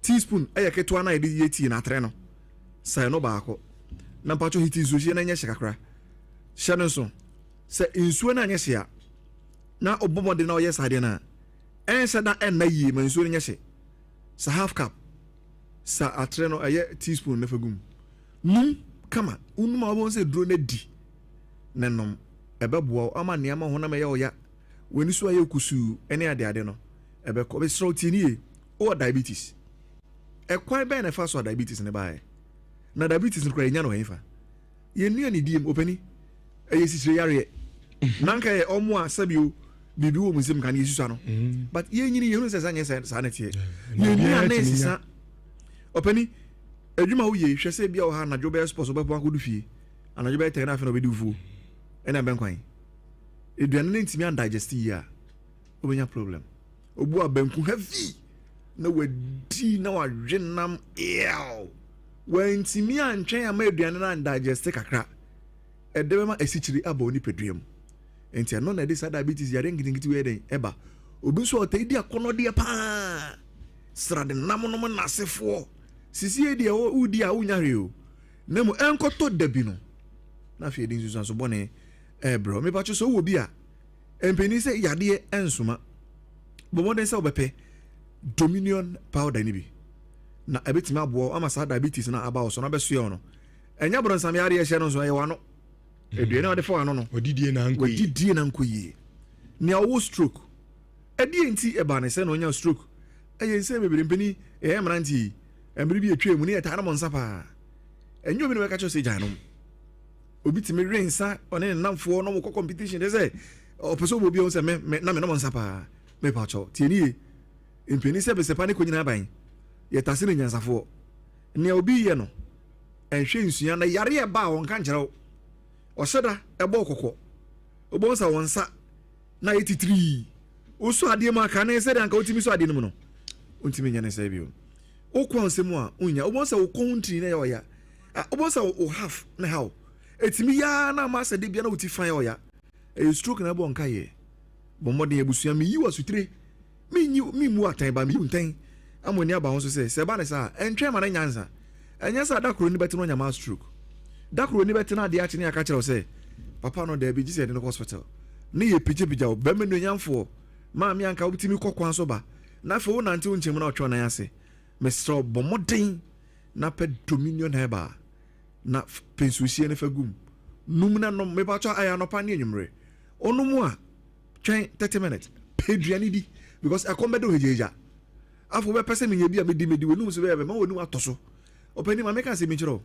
me na me mi ana na me kan but me kan okran di na chiro won say wallet she moto adi we nse san ko bia di she moto wallet anke hu be hia say ska shem e shobuto but se shobuto mu a ma me kan secret bi ntie o mema na yinim se wallet shobuto mu cha oto fa eyo ya de bia be me bia wallet she buto oto fa yo ya otufa ya samon say no so a nipa dodo a waba na ya hwe wo mo ya so ya onyina dodo na ne nkotie wie obi bisa say yes me de wallet ne she me butom no efiti wo ko na me to side nyina ba machi na me ya e ko so problem bibiri nti anka be ya wallet ne obi wo ha ye takura na ko diskana dey a she fifi o ta de show butom a che ne ade ade turu bi ha de oba makran tan nya adwuma bo modern se hu se sensu so ne ba sa ma o si atika obo se na oto ase na ya oya adwumade obi otimi tra cycle so me no ka samuntie da de ponko obi timi tra bicycle se sa fitita mo no ya branch bi si ne oguso ti so bema mo nkore sa bema ne bema nche na nya adwuma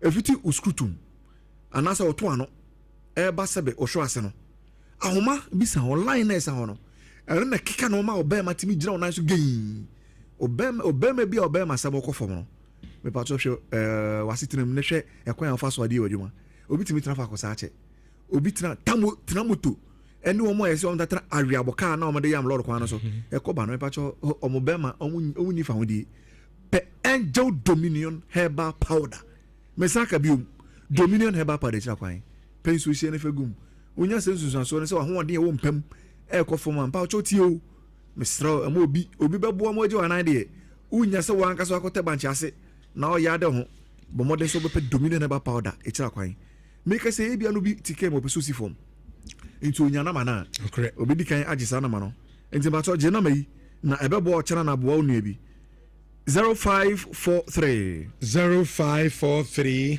158 195 and na ma na ba ko pe na me de ma 0543 158 195 195 Mia me pa cho so utie mi a chronic bodily pain ni abiri biara ni pedua ne ya obani yati yi maami bi a me ba na o te me nchen oye ne bu afu no bi sana sama na bu afu enye ono a biribi na eye no o se sa na chiri dompe ekosi ni sisi eye ne ya ogusu kasa o chiri chirim na me chire ne se me ka se bi a chire no opa onko hospital onko check ya bi eye o sa na eye ne sa me ka pe no se an no kre okom so o sa obre hwe o sa betima ma wakoma be ya uti wakoma uti wachi onfem pade o sa ebitima ma niam se obitima nya migrant uti bitima power se ba sa na tie wan hwe ontimi na ho me pa cho na ebitimi aboawo eduru ebitimi aboawo ema o sa na ba fom anase aboa nkakra no bomoden se obepe Dominion powder chira kwai pharmacy drugstore bi Kumasi Asante Road ni be Ghana wuti Nhyira FM Ghana ye kan station ko achire pa Nhyira misro be retini obenya bi ato ba bibia se uyo obi na ofie nne na bra oyere wo so ni obi di agro ko ban tentem so wa entra na obi be didi wa yuma die unya se wankasa otu dombo e wo wayo em se wo na fofo e na oyere koba e di agro ye so madafo no we ni bete no na edidi wa yo em obema nya adwuma awu obetima shatare pa de perfume gu ho but obema nya adwuma yes mema wo Nhyira FM nyina lie na yemi so obo se omu hwan ne timi kokwan so be 30 minutes se nya so be han lawyer ya se mebiri ginyami bem asemu pe Dominion na ba powder okay etore bia na ya dwendwen na nya yare etore bia adwuma dwen se be ma wo de dan ka o masku fisie bi na ye ya Mako University ya cap e wo ba ko kirewa wona mo kra refi so be show socks asemu ni nyina iska ba ma nya adwuma na mo de betima aboawo na ho keka ba so eye Dominion na ba powder pe Dominion kira kwan me ba cho bibiri we say Dominion na say eye ye number 1 supplement eye general we bi no we ma de wa kwata ye mani pedua wonom ni bibiri a o ye fresh okay won say ho fati ye num bi okoko na be say ya ba mo okay eye ne mo bibiri sister bi sabin pedua sa busu fa ncheme sister na say no fo o ti ya wo no fo ana me say wan jingo na fa man to ma no okon wiye no 3 days from openi Dominion na bibi wo money tell me wan say o kan say bibi wo bibi o Dominion ba pa da nu onum wiye no ne nofo na o te ya wo no afi don tv no want to o so mi ani si ya na no fusuo efiri mu ba yo okay onum wiye no enne ma me no e di adanse ye ne a onante na na asa tatai madafo ba ku bi mi si mo me se me mpa bo abi me fra na na ya ma ba odin kudu lu se na ne anko anan minim se mpa bo ya 2048 wo a na ne onya size okay ne nice pa TikTok adenti de bia na na ahoho oso ni bia na fi o de hospital no a enye jepimna ye no mesrew me manedro ni bi enne na ya etimi 46 to bianko tobi obianko tobi okay obi o trans kakra na no abre me pacho pebi ni amede manu etwa to no masore sese yare a aba nipa bibre ye nya bi hwe o nante aha ne no abre o footsteps no akoma ya oya obu oya osofo asofo no yare omo mompa ma yare fo bato mo yare chi bia ogina popite chi no prichi kakra na nakoma ate obanum nso be bebi o nso ye pa na so de metima kire on say bo modern ne ko check pressure bo won ne ko check system yen kan jo se men ko yare sabia yare yenye sade no na mum enu achi no pe Dominion have pa de cha kwan okay ebobo ko yesen nyina so won fa telephone na mayema na ko pe cha kwan drugstore bi obenya bi ato Kumasi ya pharmacy bia me ba cho 0543 0543 158 158 195 195 0543 0543 158 158 195 195 oko Misty Heba mbom obenya bi ato Samson na Fredman obenya bi ato Fredman okay Apidank ono so emrom Dan Heba obenya bi ato emrom ana Koli Nak Heba ono so obenya bi ato o Asan ba bia obe Nhyira FM wa bi wa okay ba bia obenya bi pharmacy bi de bora o men kasa bibiri o se pe Dominion powder okay abusuafo nyame Nhyira wadwempa da se na ebesensia da masepa nti achefo ya na so akope bi ato na bibia no ay kama ade ama Dominion powder o da so ebebo wi pa ma yade ehyehyɛ oni paduanim na no afim the amount yento dwumade so emfama mo AFCON 2025 say there final no yes Senegal and Morocco and na ebebo. Ala, good morning. Good morning. And what do you predict abem Senegal Morocco final before Mecca AFCON wasam I mean kabibi kakra ewo Enraka about Cup semi-final first leg, you know. And the results are Real Madrid. In Caribbean Sana Maba AFCON. Okay. In all honesty, Rich, this season, so also team in Mba, wait until you meet Arsenal. Arsenal is the standard. I'm telling you.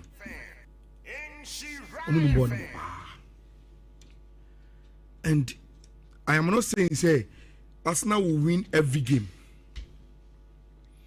But Rich, the way Mikel Arteta was building the Arsenal team now, it is not just about Bono, and the quality of Omo players, you know. The Arsenal are very, very formidable. Rich, it's also their character. Meaning say it has taken them time, pain, and investment. But Rich, then they've gone through it very, very well. Arsenal team is a very, very dynamic team. And they seem to know how to fish for resource.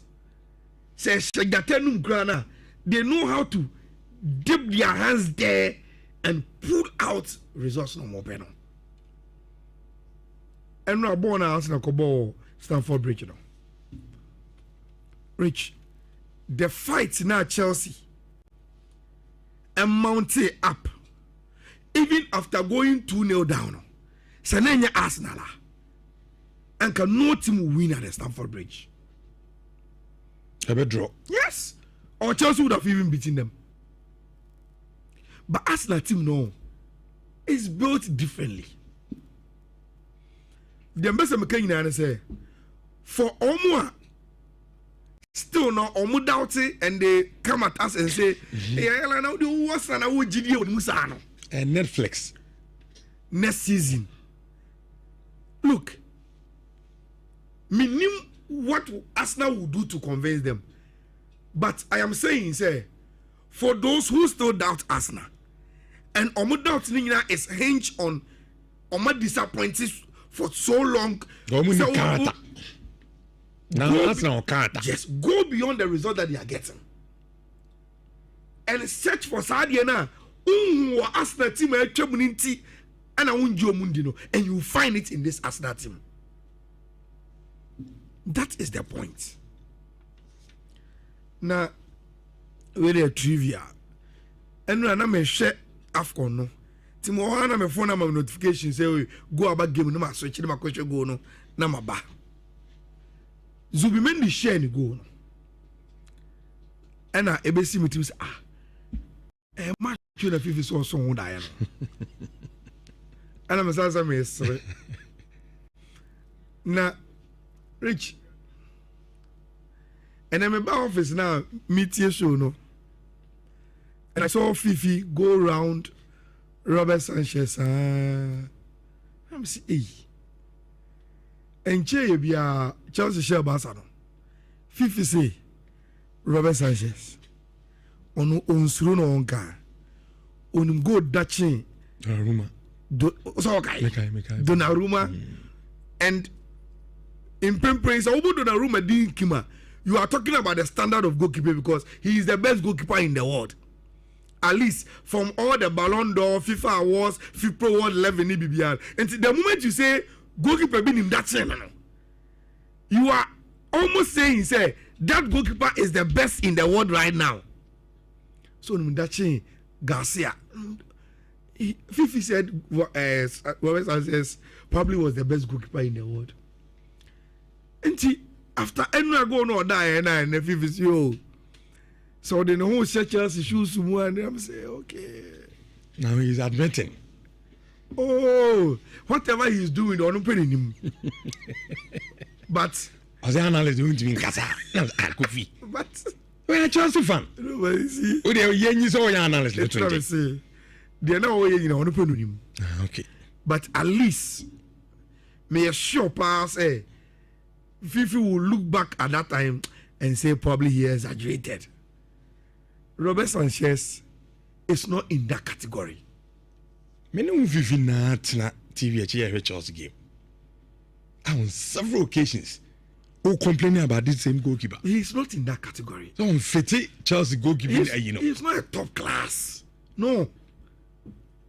He can have good games, good spell because or a good goalkeeper. But he's not there. He has not given any consistent performance to be there. Rich, Master front page now. It described the Nhyira to Real Madrid, you know, as a debacle. Yes. Because Rich, it couldn't be any worse. Madrid are called Lusu to Barca. I call Nyane in Sembebre or Real Madrid. I'm a Gina Sumpami a Pamu coach. Then Arbeloa comes in. Madrid first game after all that has happened to them is against Abelesti. And what the Copa del Rey. Madrid are conceded first goal. Masantuano ate. Was I considered second goal? After 90th minute, Gonzalo ate. It Madrid so time I game he carry. For hearing the big boys, you know, a big small team na bem said they couldn't do the upset. Then we will go on and win the game. Rich. Then almost with the last kick of the match. What a goal, no? Third goal. Rich.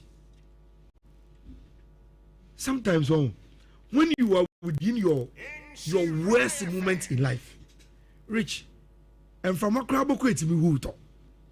Because go now, third goal now be less for the share. Michel go is Minty go na say. That same angle. The guy tried to lift the ball from there.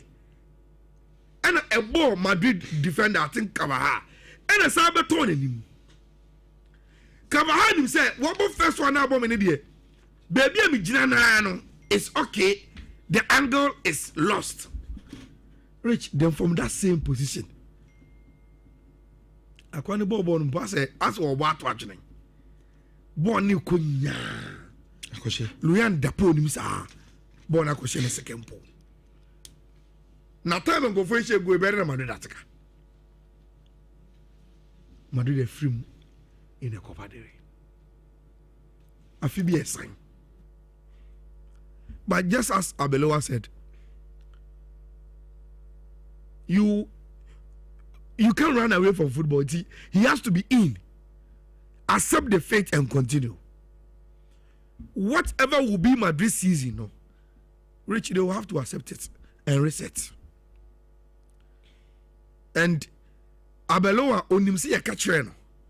Say the obetimi Real Madrid team no aye from time the team na man to the end of the season will determine the fate. Whether yenye na mujidi any farmer into so and he will go back to the Castilla. Enti ayan kakra but Nhyira no man ko yi. And season baby Adru no top coach. And how did Real Madrid make the man of budget? No, even Real Madrid will not be looking for any coach. They are not looking for a coach. How much is the result because they are there? Maybe no. They will think of say beyond a different coach. Who? Madrid understand football and him say, baby Adri, I have a low man about me. There's so much not on in the West results, it still have to be so.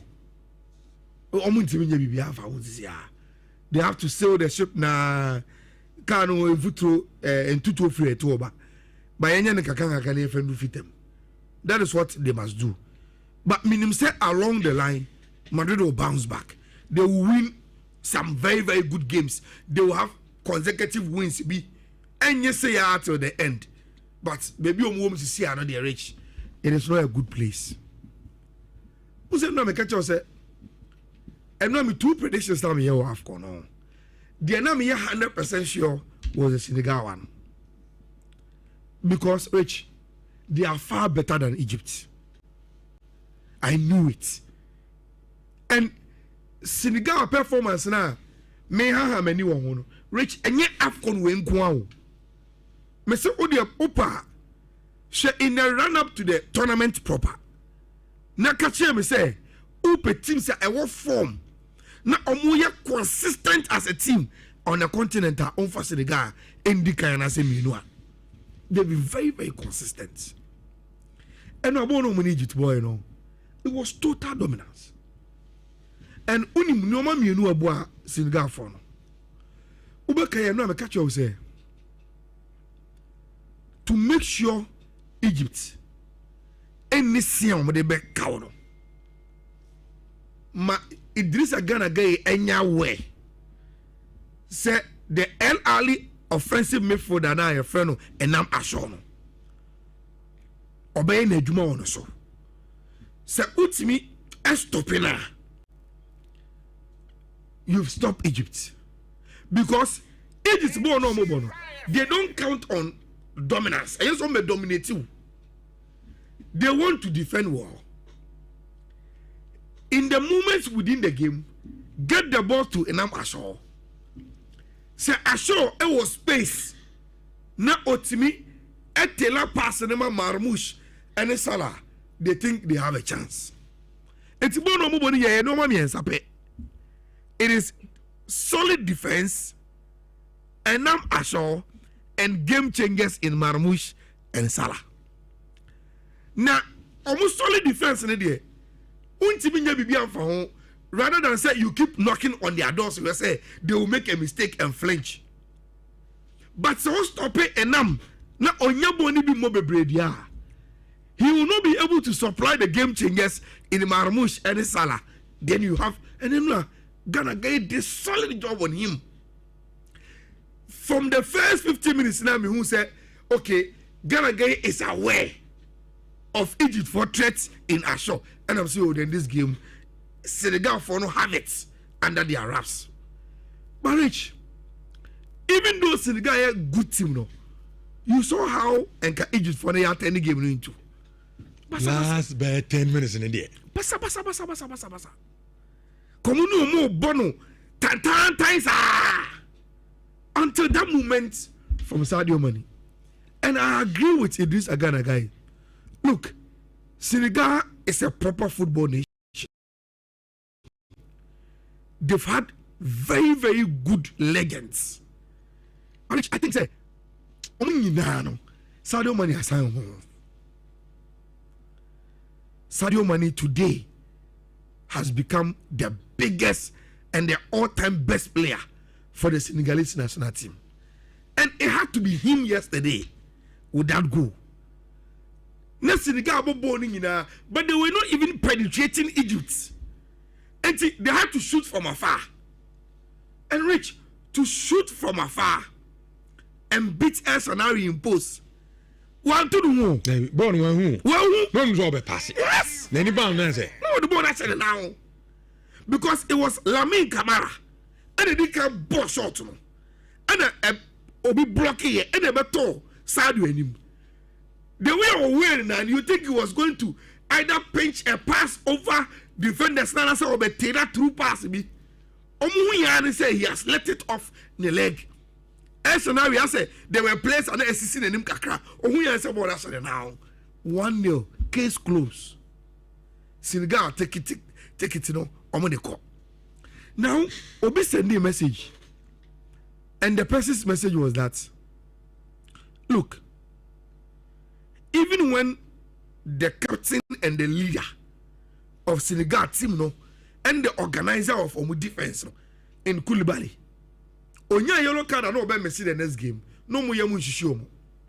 But when Onya hamstring now free game no. On that young guy no dey buy. Of fitting in perfectly. Your friend is sir. Young boy, but those are the confident never ball. We both for France at the youth level. And at the senior level or switching. Chelsea player Oh, blah blah blah. We're a Chelsea player. Hey, Matthias, it's also a Chelsea player. Hey, Confino no. And I'm defense in news. Omumpe on the Champions League. Oh, but solid defender. And Unim say in the final, Senegal will miss Koulibaly, but Menye sure say it will affect them most. Look, Nigeria are trying so hard to turn Omolus, into a Danielai story. But Rich, before I make a Danielai, some number and we born I'm share any day. Nami Jiri said the penalty na and the back shed over Kunim was fair. Me do penalties and I'm so final. Even though Nigeria disappointed and Kofobe because of the standard I know Marcus Assati or this AFCON. And the boy I know my bono. Rich, I don't also think say Morocco enough to win the game. Nigeria are more, but Morocco also are more. They just dominated the play, but clear cut chance being. At the end of the year, it's just say in regulation time and even during the extra time they must win. It's not penalties now, but they not meant to see any Rich. I don't know if I am wrong. But Misha game, especially time I ever pon 90 minutes in a game, no any extra time. It seems that Nigeria were playing for the penalties. And I was asking, say, I don't Misha don't study the record of Nigeria. Ewo AFCON, any penalties. But Rich, the minimum can say, yeah, you free West Africa, Hano. Yentimini North Africans, Yentai penalties in Tiaomo. That is number one. Number two, Rich, the Moroccan goalkeeper is Bono. And Bono from Sevilla. And in the days in now Europe. And even right now, even in Saudi, it's a very, very good penalty goalkeeper. And see, I'm supposed to say, Nigeria for are they not aware it is Bono that pony one? No, me who say Nigerians not at the point realize that look, game Nigerians. Intimation. Oh, yeah. Young crocra ball. Yeah, at least 50. How do you be a game? But I know Cranham Busams. Nigerian for India no more. I'm not some pushy game the co penalties. Because West Africans a drew penalties me say a drew penalties and I'm so Morocco co final. I'm fat. But Rich, a penalty bomb go boy. Rich, yeah, can now so Morocco can say the first penalty. And timer Morocco number 7 no say penalty. And I'm okay. Is it what Nigerian for him? Until no more but it's a American Rich. It to be our own coach in Eddie. About the best, but it to be on Rich. The real player which me disappointed. Look, somewhat too crazy senior player.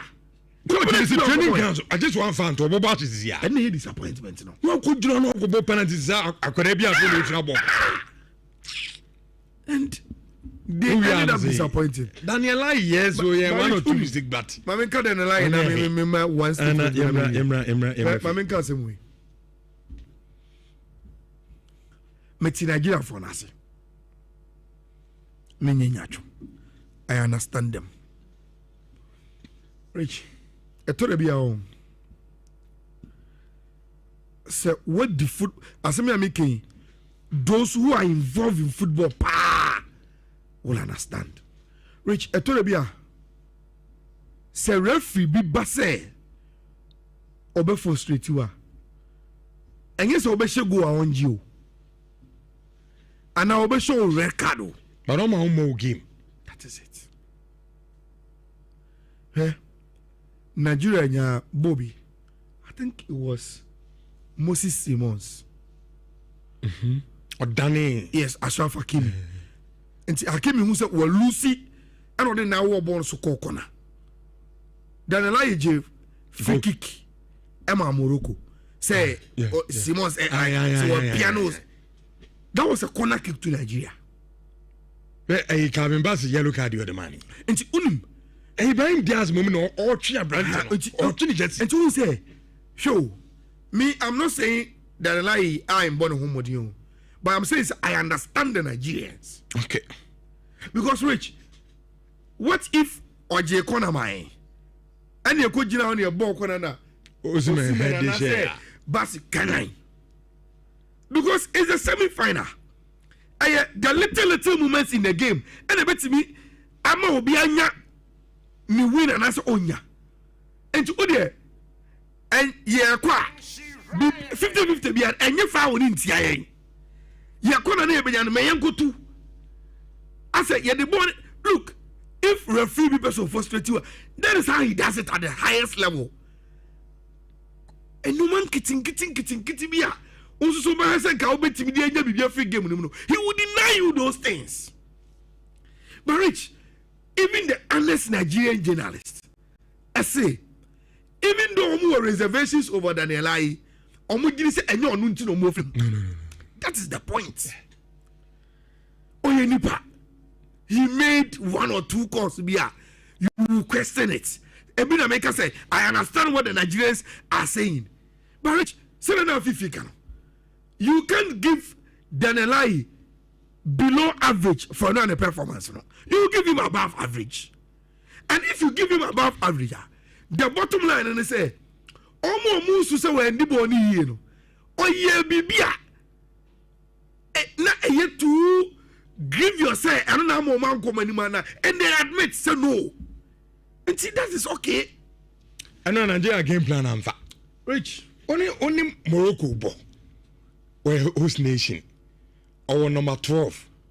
Also me ma set back. Morocco for no mumbo. Richard to be a young Richard to be young set back. Because the game situation before the game, what about two of Africa? And found they had what about Tunisia or Algeria? They are different from Morocco, Rich. Ah, what? They are different from Morocco. Nigeria for disappointing. Was it Goose Edink? Yes, Goose Edink. One Chelsea coach be or the Chelsea bar company. The ball Barcelona. He defended throughout the competition, the game. Post match. No, say now Barcelona be defending and I see there be but the game situation na SSL was me could defend it. Okay. Miss Anna Mihuno. Rich, this is my last statement. Yemen has a story no. Yeah, but AFCON. Based on the performance I mean our tournament we won. Rich, the only team a bit me Senegal is Morocco. Okay. The only team that can beat Senegal or this AFCON is Morocco. And Rich, the only team I bet me Morocco sa tournament we is Senegal. Okay. And we have the perfect final. And I repeat, the only team that can beat this Senegalese team at this AFCON is Morocco. And the only team that can beat this Moroccan team at this AFCON is Senegal. We have a perfect Saturday final. I bet discuss the game now. Perfect final. Infirmary na Yemidi Efi and so and Common call Baba Stadium na in day 2 of schools and colleges. In Takona and Koso, our Baba Stadium na in 8 matches. And among a boy and so game said on Mombona and Hunsus Sono at St. Jonathan and said Fatilo. Our Almanoso. Fatilo, good morning. Good morning, Richard. Day 2 of Intacono, when Comedian Echoes is here Baba Stadium. Richard, Yama, a phone to in our crab and Fambra, So I kind of now day 1 and now day 2 and then for 8 games and the able. Now the no can say the kind album and I can't now the team all you know. Now the other side my come. Look at that the able now run of 32.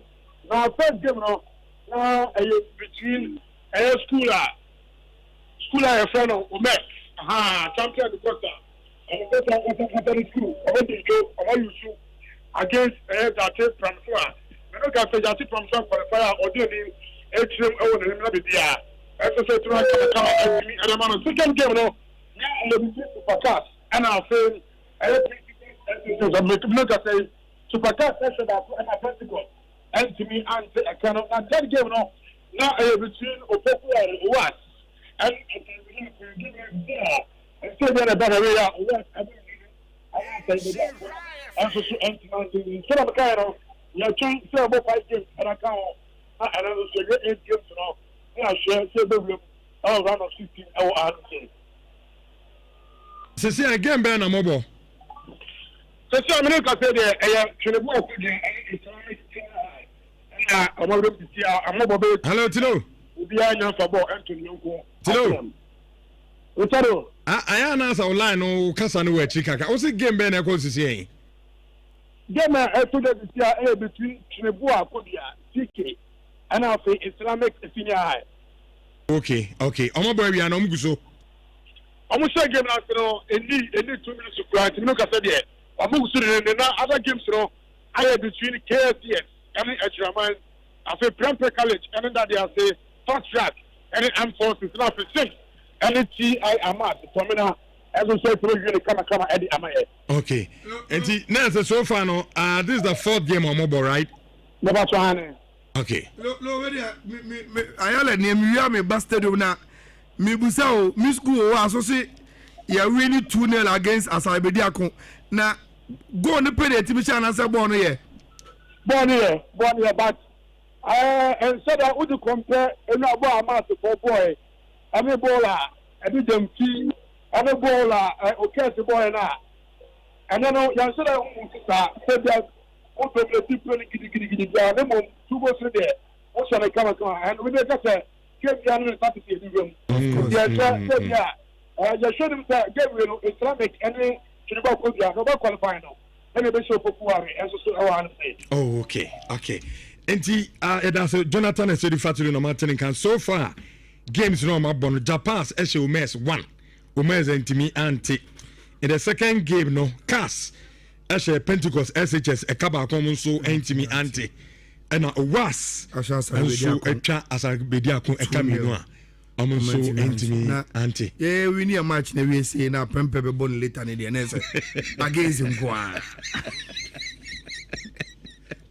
him okay a brand called the Bayen so yentimi anya kram nim so possibly ochina adi koni na no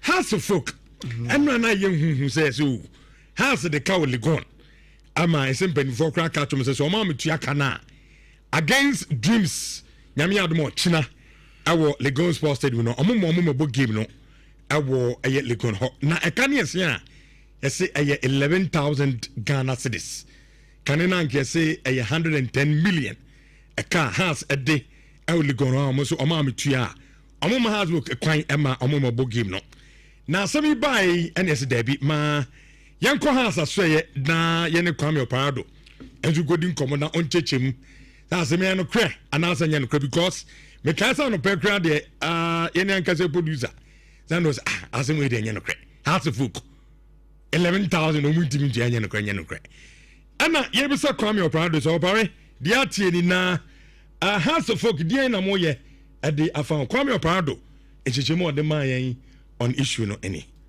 Dr. Bello has been somebody that we've been dealing with for this while, with a bad relation. What we are saying is that they should sustain their stand so that the match will go on at the Legon venue. Once the reconciliation is done, then we'll settle it. Because I know Nhyira, MD, and the general auditor, that they have responded to them. Then they will be here to say yes, so that we'll be able to have the venue to play. We'll be able to play our game there and we are outside there too, because that is our venue. That is where we have to play.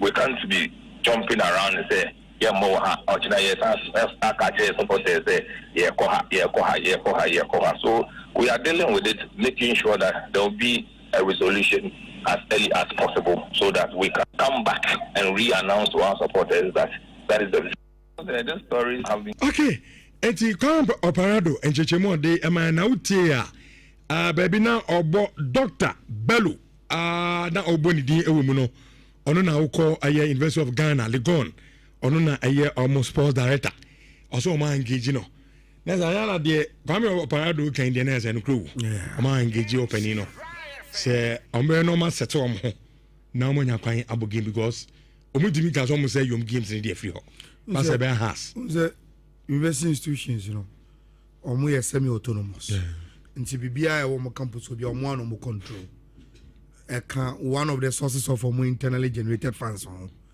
nti akoye say the okope pajo e de akoye wa de tech phone na no mo kwa delay omo be bo no ma jo sika omo prepare ma we are now conan share obi ano ma ye rich university no will not run the facility et say a buy facility bia omo de be free wa check now akoye say odi omo ka the university will not do that.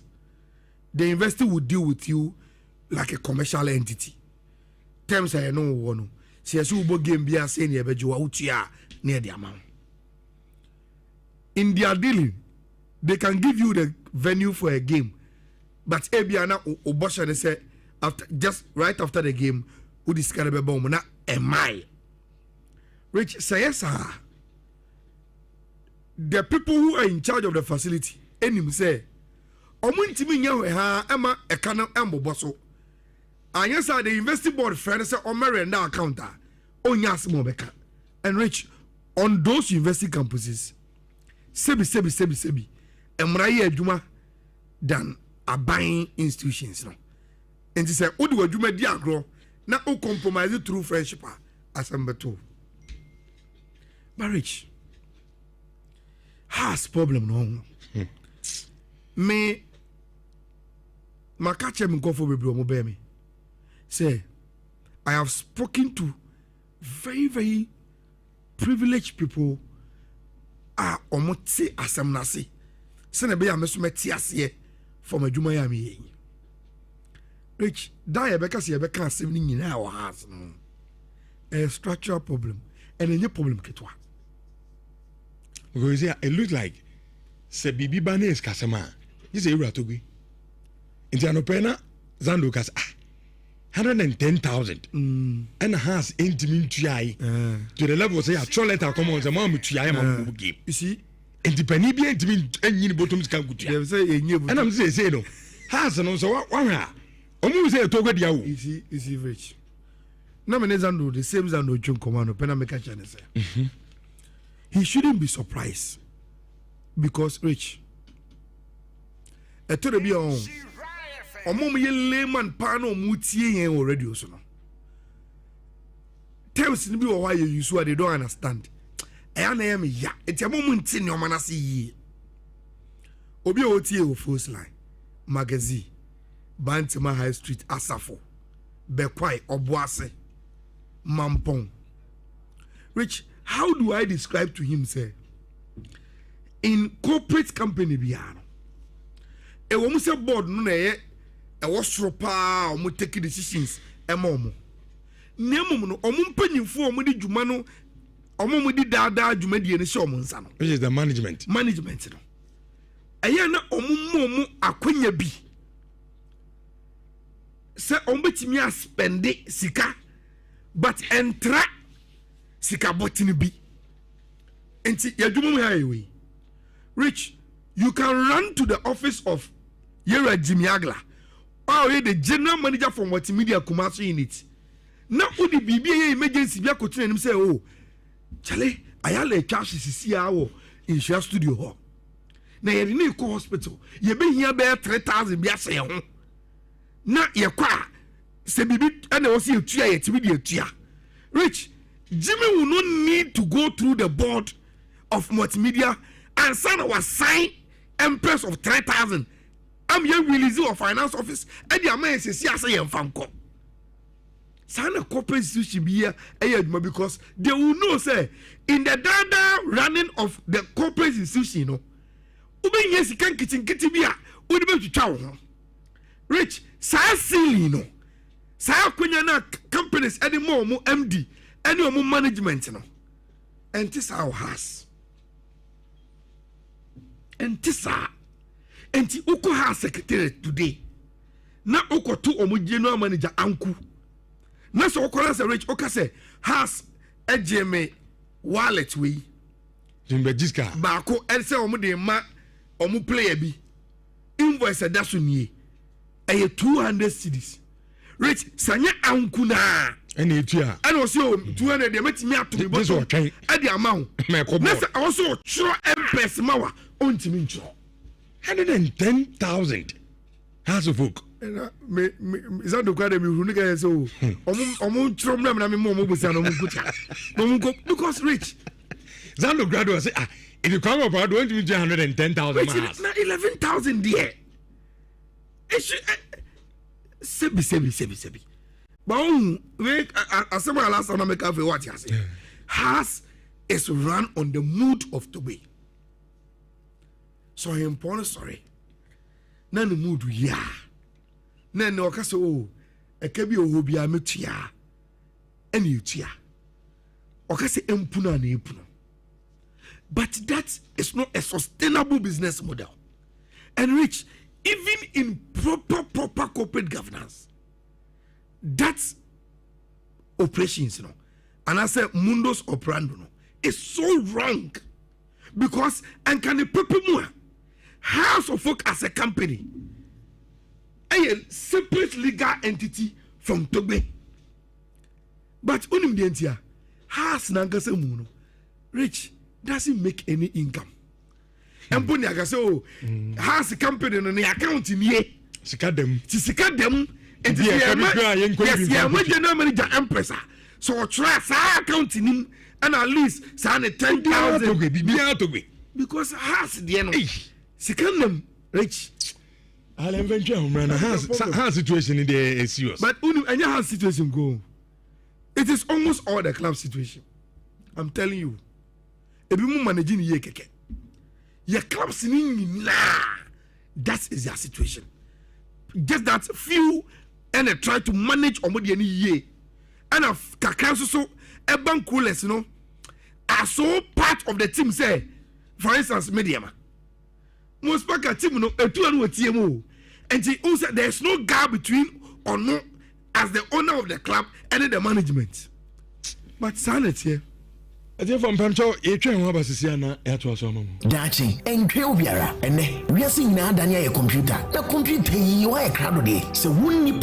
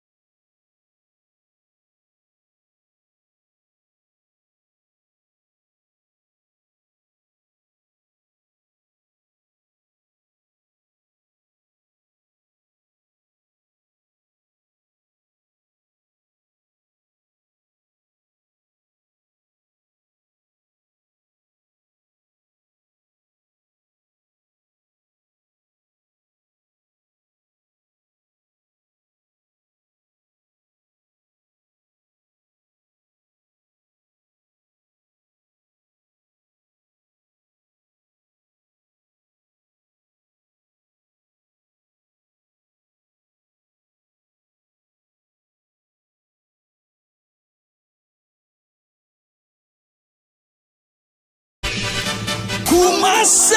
Can you feel the beat already? The LiveStream Fitness Walk is coming your way. What is the state of your health? Is your stomach contour or fuderedere or tickling or all that? Join us Saturday, 31st January at the Kumasi City Mall. And this year is going to be absolutely absolutely electrifying. We take off from the mall at dawn, walking together through the major streets of Kumasi, Adum, Bebia, turning the city into one big wave of excitement. Cooperating institutions, churches, associations, fitness clubs, cliques, Jama groups, celebrities, and the entire Love FM family, Obia, is the perfect opportunity to bond, network, recharge, and start your year on a powerful note. To register your group, church, association, clique, or organization, call Eric on 0245 594425. The Love FM Fitness Walk 2026. Bramian Nantanantuat. Kumase! Can you feel the beat already? The Love FM Fitness Walk is coming your way. What is the state of your health? Is your stomach contour or fudiridere or killing or all that? Join us Saturday, 31st January at the Kumasi City Mall. And this year is going to be absolutely electrifying. We take off from the mall at dawn, walking together through the major streets of Kumasi, Adum, Bebia, turning the city into one big wave of excitement. Cooperating institutions, churches, associations, fitness clubs, cliques, Jama groups, celebrities, and the entire Love FM family, Obia, is the perfect opportunity to bond, network, recharge, and start your year on a powerful note. To register your group, church, association, clique, or organization, call Eric on 0245 594425. The Love FM Fitness Walk 2026. Bramian Nantanantuat.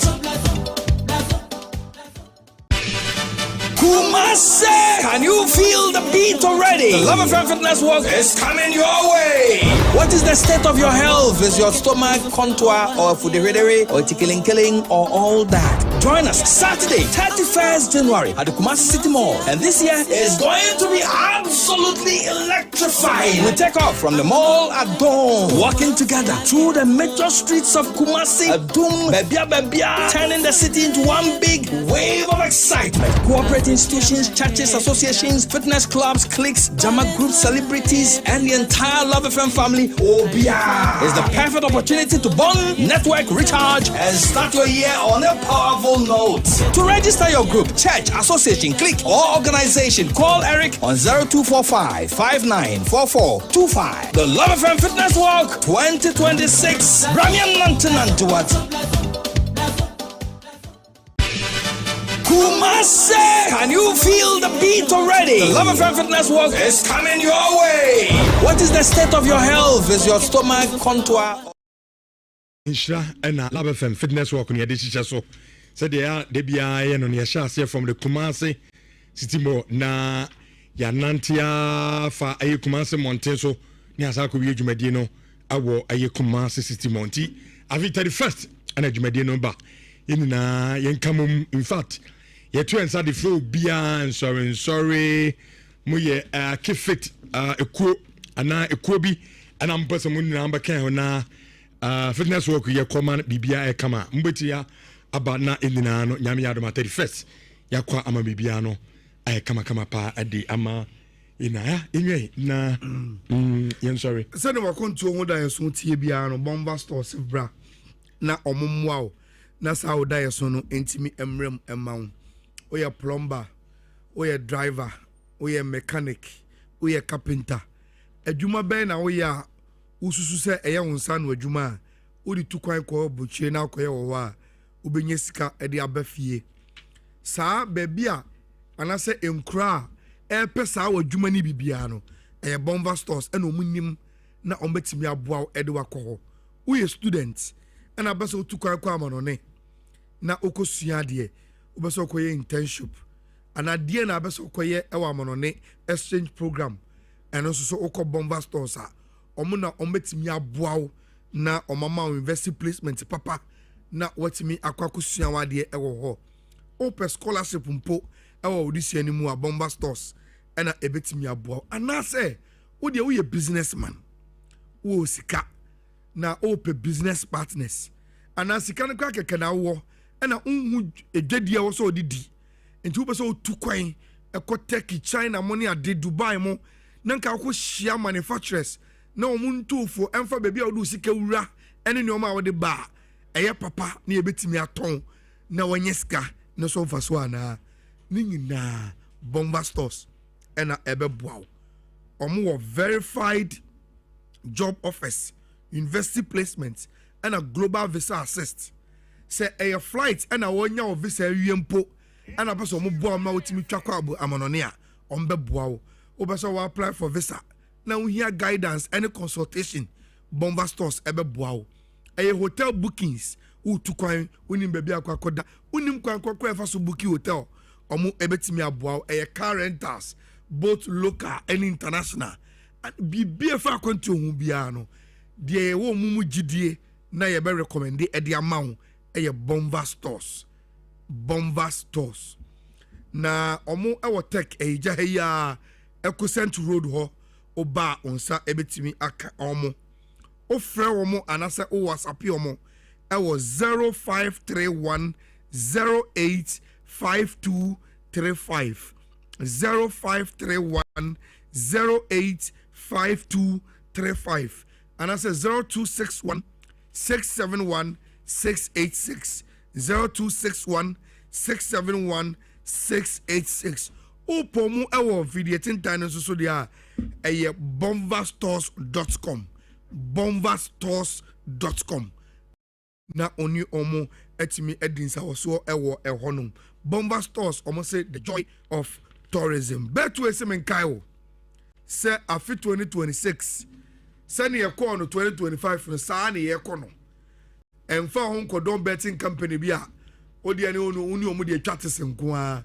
efa so bia ni so ma obiem dabi omo say royalty and loyalty ni nyina no a pay off ewo betway na do omo dia buy friend bet influencer no and say obi biara o wiase bia ewo akonya say betway obey your mo influencer she shall bet ewo betway shall bet in code no na for eventual bet na eson faso ni bi enso so emma wa code no eya wo dia no way exclusively betway nkwa and emma wo sa akonya undi 8 years and watch you free mu so what the 8 years now betting so betway na bet responsibly betway almost say get way more abushaya sorry but ene aye enetina ofori amankwa ni padodo na FN sister Tina wo US ene aye birthday sister Tina maybe obia no happy birthday to nyami shop na onya okese second one no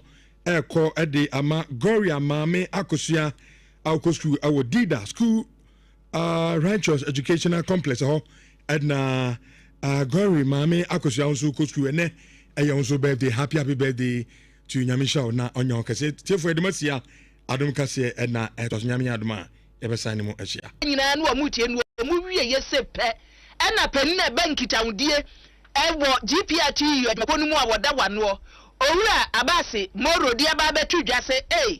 So for ya someone ro kan ye wa de no wa wanti ase wonim ba bi cross so a wa kwate sa asem ni free ye na de ansam ye betie owura ba si moro no ye nika ne ntie so afọ ne o kan ye ansa the regrettable congestion that has happened regarding public transport. First of all, what has happened is that there are some transport operators who are engaging in rent-seeking behavior. For some reason, after the persistent reduction in fuel prices, which led the transport organizations to announce a 15% reduction in transport fares, there are some operators within the system who thought that they could engage in rent-seeking behavior by creating artificial shortages. So, for instance, you wanted a vehicle. Some of these operators do not go to the designated spots. They roam in the hope that the shortage that is created will compel passengers to part with more money than they should ordinarily pay. They are creating scarcity to drive up prices so that they can engage in rent-seeking behavior. It is unlawful activity, and it must be looked at. Government indeed is looking at it to ensure that those engaging in that activity are brought to order. The minister also informs me that I think tomorrow or so he has requested for a meeting with the GPRT with other transport operators to address the issue of rent seeking. Abusia wote sani aswafo no kansem no wose wanya nche yesa droba fo no te se ya tete fam obu wosunti wonu mu mpese obeyi wo kaye aba abontiam na be yadwati kai no waboboa nu di hihye tokuro mu baabi eti se nipa no ko station wono mo na mepe kai minya bia obewe no omato santi si se kai no ba akunya yi ni ti se ete na se oba aboa wo pe no waje no omatumi atutum na se mu o kai ye na droba fo ekuo impanimfo se na asem we die ba asem say pa de wo se hwan e na ka sa asem we kire so afo no wo no an wo tutu na namon en wo kokoko e ba bi akai ni gina en wo hu so mo de kai no ahyehyehye se garage o so mo de ahyehyhe overhead asio ana shin wo hu so mo de kai no asie ye nti wonya kukuduro gina TV so e be bobo so bo ati se yie na oru abasi moro na samu a wo kan ye no wenye chese nye ne soafo yi kan ye nkun wo yi ano soafo no ankasa so a wo reka etwie so no wen monyamfo Joseph Nikpe won so de bi betu dwa e ma ne kan ya be kan san ne adrobafo ne ye wo hu nti metro bus no kra no se se o mu di bebre be ba begu abonten won so say no kan ne de. It was initial arrangements just to cater for the festive periods, which we did, and it was very helpful. But we realized that when they were withdrawn, it created some challenges. So I re-engaged the MD of Metro Mass Transit Limited and then the Intercity STC coaches, and they have reintroduced some few of them. We are looking at the daily basis movement and seeing if we need to add more, then we'll add more. Again, we are also at the verge of seeing how we can get the private sector to bring in more of the buses and other vehicles to be able to help when it gets to peak hours in the mornings and in the evenings. But we have called back. When we withdrew the services, we saw the tension it created, and we have called back some of the buses to start again making their movements. We are studying the ground to see whether they will need more or we will have to continue with the skeletal or the small number that we have operating for now. And yet, Swafo Joseph Nikpen watchere mo se bronya bre se mu hu bosses no omo de ba ya wo mo tete ne bo so we bi kura ya si ofro ne kwa wo se no no mo hwe so o besa ade bi abam ana se wo mbe ma nkura de wo ka ya ba be sisim boss ni bi na ese tumi aboa na go suro no ateso kakra na nasem a wo kan ene se ne Swafo Felix kwache ofosu won so de ne de atu dwai na owura abasi moro kire mo se mbenfo nti bibi ase a womra wo ho no won kire wo mu na sa bosirem ka ye boye sirem ni akai de emoa artificial traffic asem say ebinu asheda party omo car na nkofo hu nti enya no kware mu yi no frame ashenkafo ejuma wo esman style ma wo wana no back of party no car say onu de onye ejuma enya no kware enu de mu yi na every year dia to embrace ya onipa address wo omo onipa o free wo ya nim e ya dia afi dia sa na ya nyam. And imagine car the free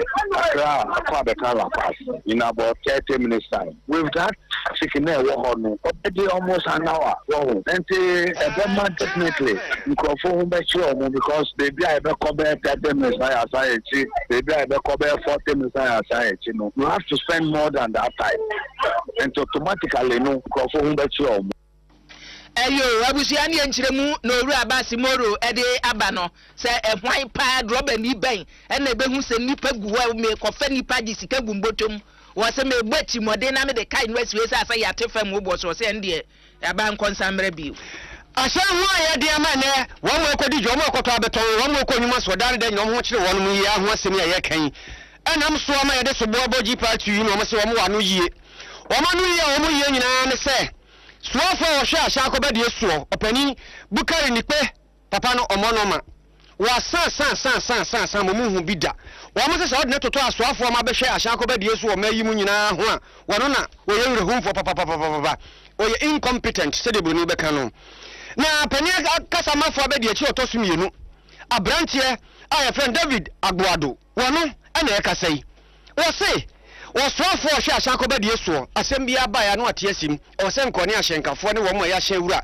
eku ahodo no bedi nkomo na opɛ de asie ni nyina ntua no se de be ye betimi aboa omanfo akoba die no o papa yo nyesa onye we ya no ate namu esa dwuma na wo ye ne kura wo huru so oni be de dwuma no mponam enti o mesere mampani de wo ye duro no aye se mampani anyini ho da se papa no koso atena ho a ahwe ya ene ya atena no ebegu ye ni be tiere je se hye kura ba kokura mpo enko ena ba mayim ti mampani hwe no mpam no ni madwuma.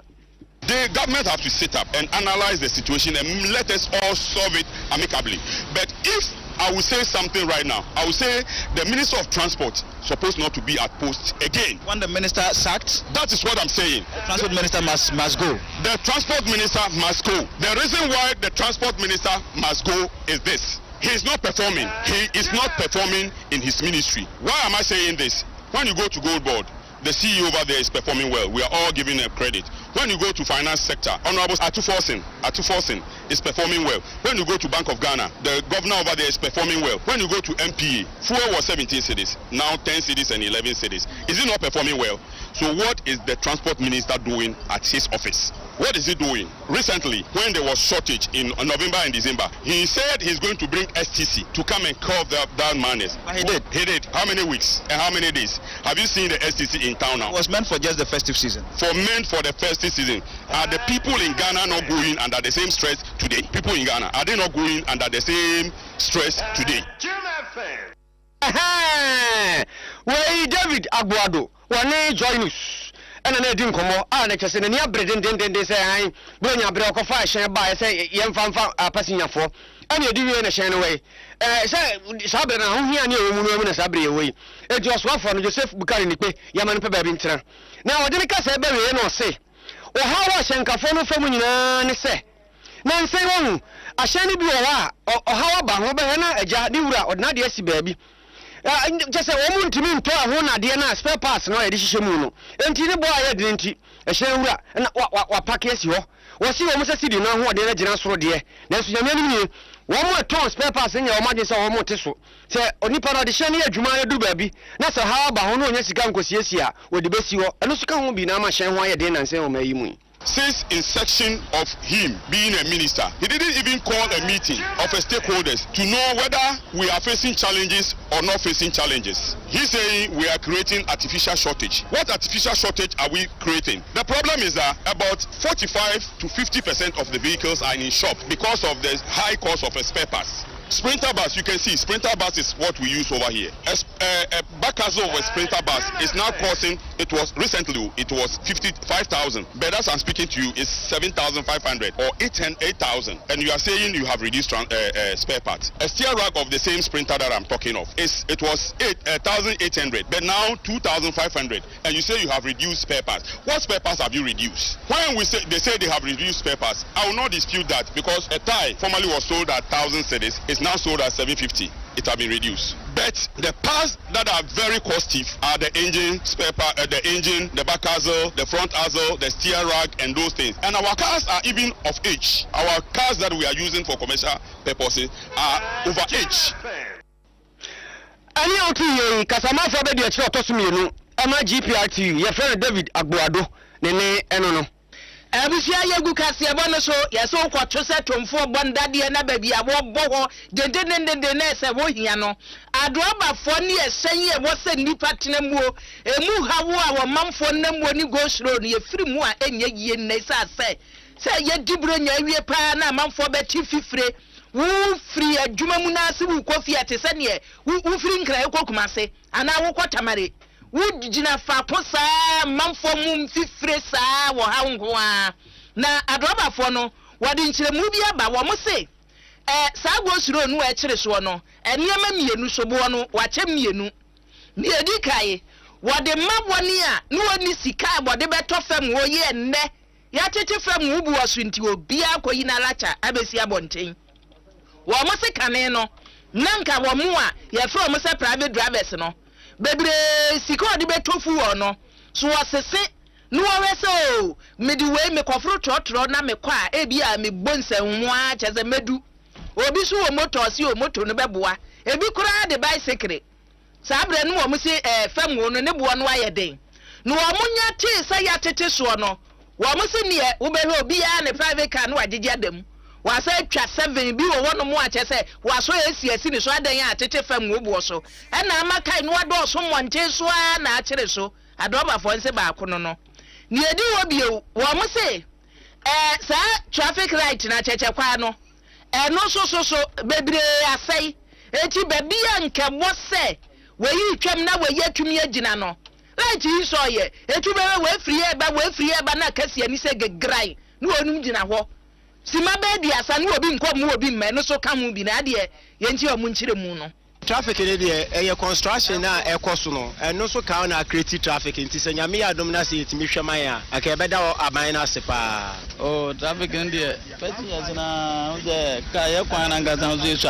pati aze ye kwan na cars akase no almost say si kwan ho a ebesi wo sa ba bi abosome na eda so na nko nti ne ba sa no so ma traffic no eba o se o bra cha ko new station a honum na say na o station bus stop no so no ono so kana traffic na eba anytime biasa free mra ye di bro nya ye ye there o say atete fuel so nti ama obia use the private cars into where traffic no more trotro ne ndo so sa private cars and doors more chain yen trotro for no but e kwa kakra e ha ye mo ba kwa kakra o mi da mi din this ha ommo na mo boy mo na e fast ommo na mo boy because ommo ni kwa no so a yanso yan drivers no eyeye my yes traffic na be jam too much intermittent for no mo boy by so on say e fuel no so ntina ama for you some private cars and more you know sana na kwa eyo ni adoba fo yi kan wo ba Facebook YouTube a ene ene da ho no na go suro nu a kire no me hwe mu a hwe wo masem wo mo kai se private fo no na dooso wo hwe ewu trotro no wahu boss no wahu taxi ena ankra de ene so no ebi wom ena ese wo hwe traffic a kire so yi a wobiri doba ni ni peso kire se private nu ewom no dooso che wo mo trotro no wahu omo private nu ewom no eno ya dooso na traffic na gina fa ko enko no obi aba I to cause traffic no na twem ene de mame nko jagri boaz ena ne watie si monte so na dama ene wodi video ya bre yen etie bi asese premu atwo ye so ate ana se ginamu ene ya traffic report enie jagri boaz baby ene de wadwuma na aye ne benim dwom eti ba bia obewura bia wunim ho yenwe o wo be anopa ne de no ade ba ne na nye wo hese ne kan no asi a kire so a na awie so ate sei.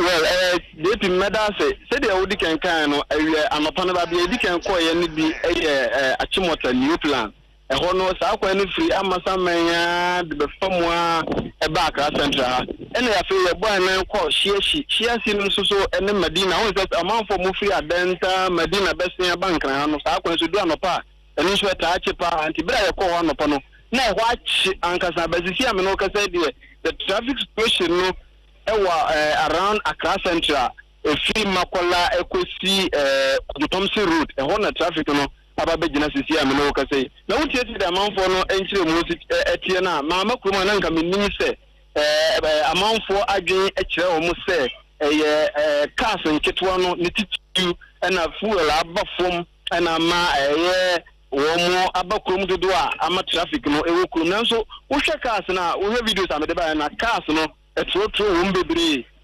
cars nketwa no so private cars no so ewo mbebre be as to say private cars no fuel bo abafom na ama traffic no ewo krom no yentimi enkan susu dia se dia manfo no ekire wo madwen efa na ebi wasama akoso no se traffic echi a enye se bia driver fo nko na wo mo ho kire on passengers ni bi kire se wo mo osi mu anopa bi kura kire se ahomache na wo free amasaman o bankran Accra Central ababedi na wasan akọ abobe 9 ogusu traffic man no pa be 9 ogusu traffic what not car mu abere don hwere mi yansan kan haya o anka senka na papa mu anka ayiro so as me be sa dua sana dunu de na ko ba be du Accra Central abedi niga na o sen ko enye gedi fon ko obi so ho a oba adwuma e san so adwuma e wo bank anansa wo adwuma office adwuma what traffic mu anansa what car mu traffic achi ono on timi sim famutu ko to da wo so famutu na to da ya na accident no ni ade ni ntino ebi mu so musuru nti amanfo su e wo traffic na hwehwe aso because ya di bro nya yiwe na nka ne o beto ne ma ne ade ni nim so bia konokurum ba nso traffic e wo kurum no enya sam kitwa ebi wa sam akoso ni sa amanfo bi ni mu se traffic light a enya adwuma okurum ha no ni titi nka manta mu ha no ha adwin ye pa e wo sempanyufo traffic light ni nyina da yo be mena ni aka no abo ntofa de aba traffic no wo mo nka sai mu wo mo de atutum dada etinyame hyira wo wabo adwuma fira no pa ebesi awie amenka ho bye bye abusia Jagri Boaz amane bo eno no Jagri Boaz benin dwom na wote se wode ne sane enkran ene video de ba ye demu a wo hwede asem no ano chese waka no kai no enye prosini a wogina ho NTTD ni yi ogina ho ya ene enko mbeda ho e say yes T junction say de o mugoro ho mo beda ho obi free here ba we pese oba we nti se nyambesie ni kekra sa no a ene no obi atwi nani no wabu ni seat no odam obi nya na adwe so o ma obi kwan eti presi for NTTD for adwuma no ye de mase yenkoi ya kwa na ye de ni kire mu afitafo womne wom so eton ahye ho nade ahodo ena dia boy ni no obi a petro yonko so na nansa adwumadie bi ko so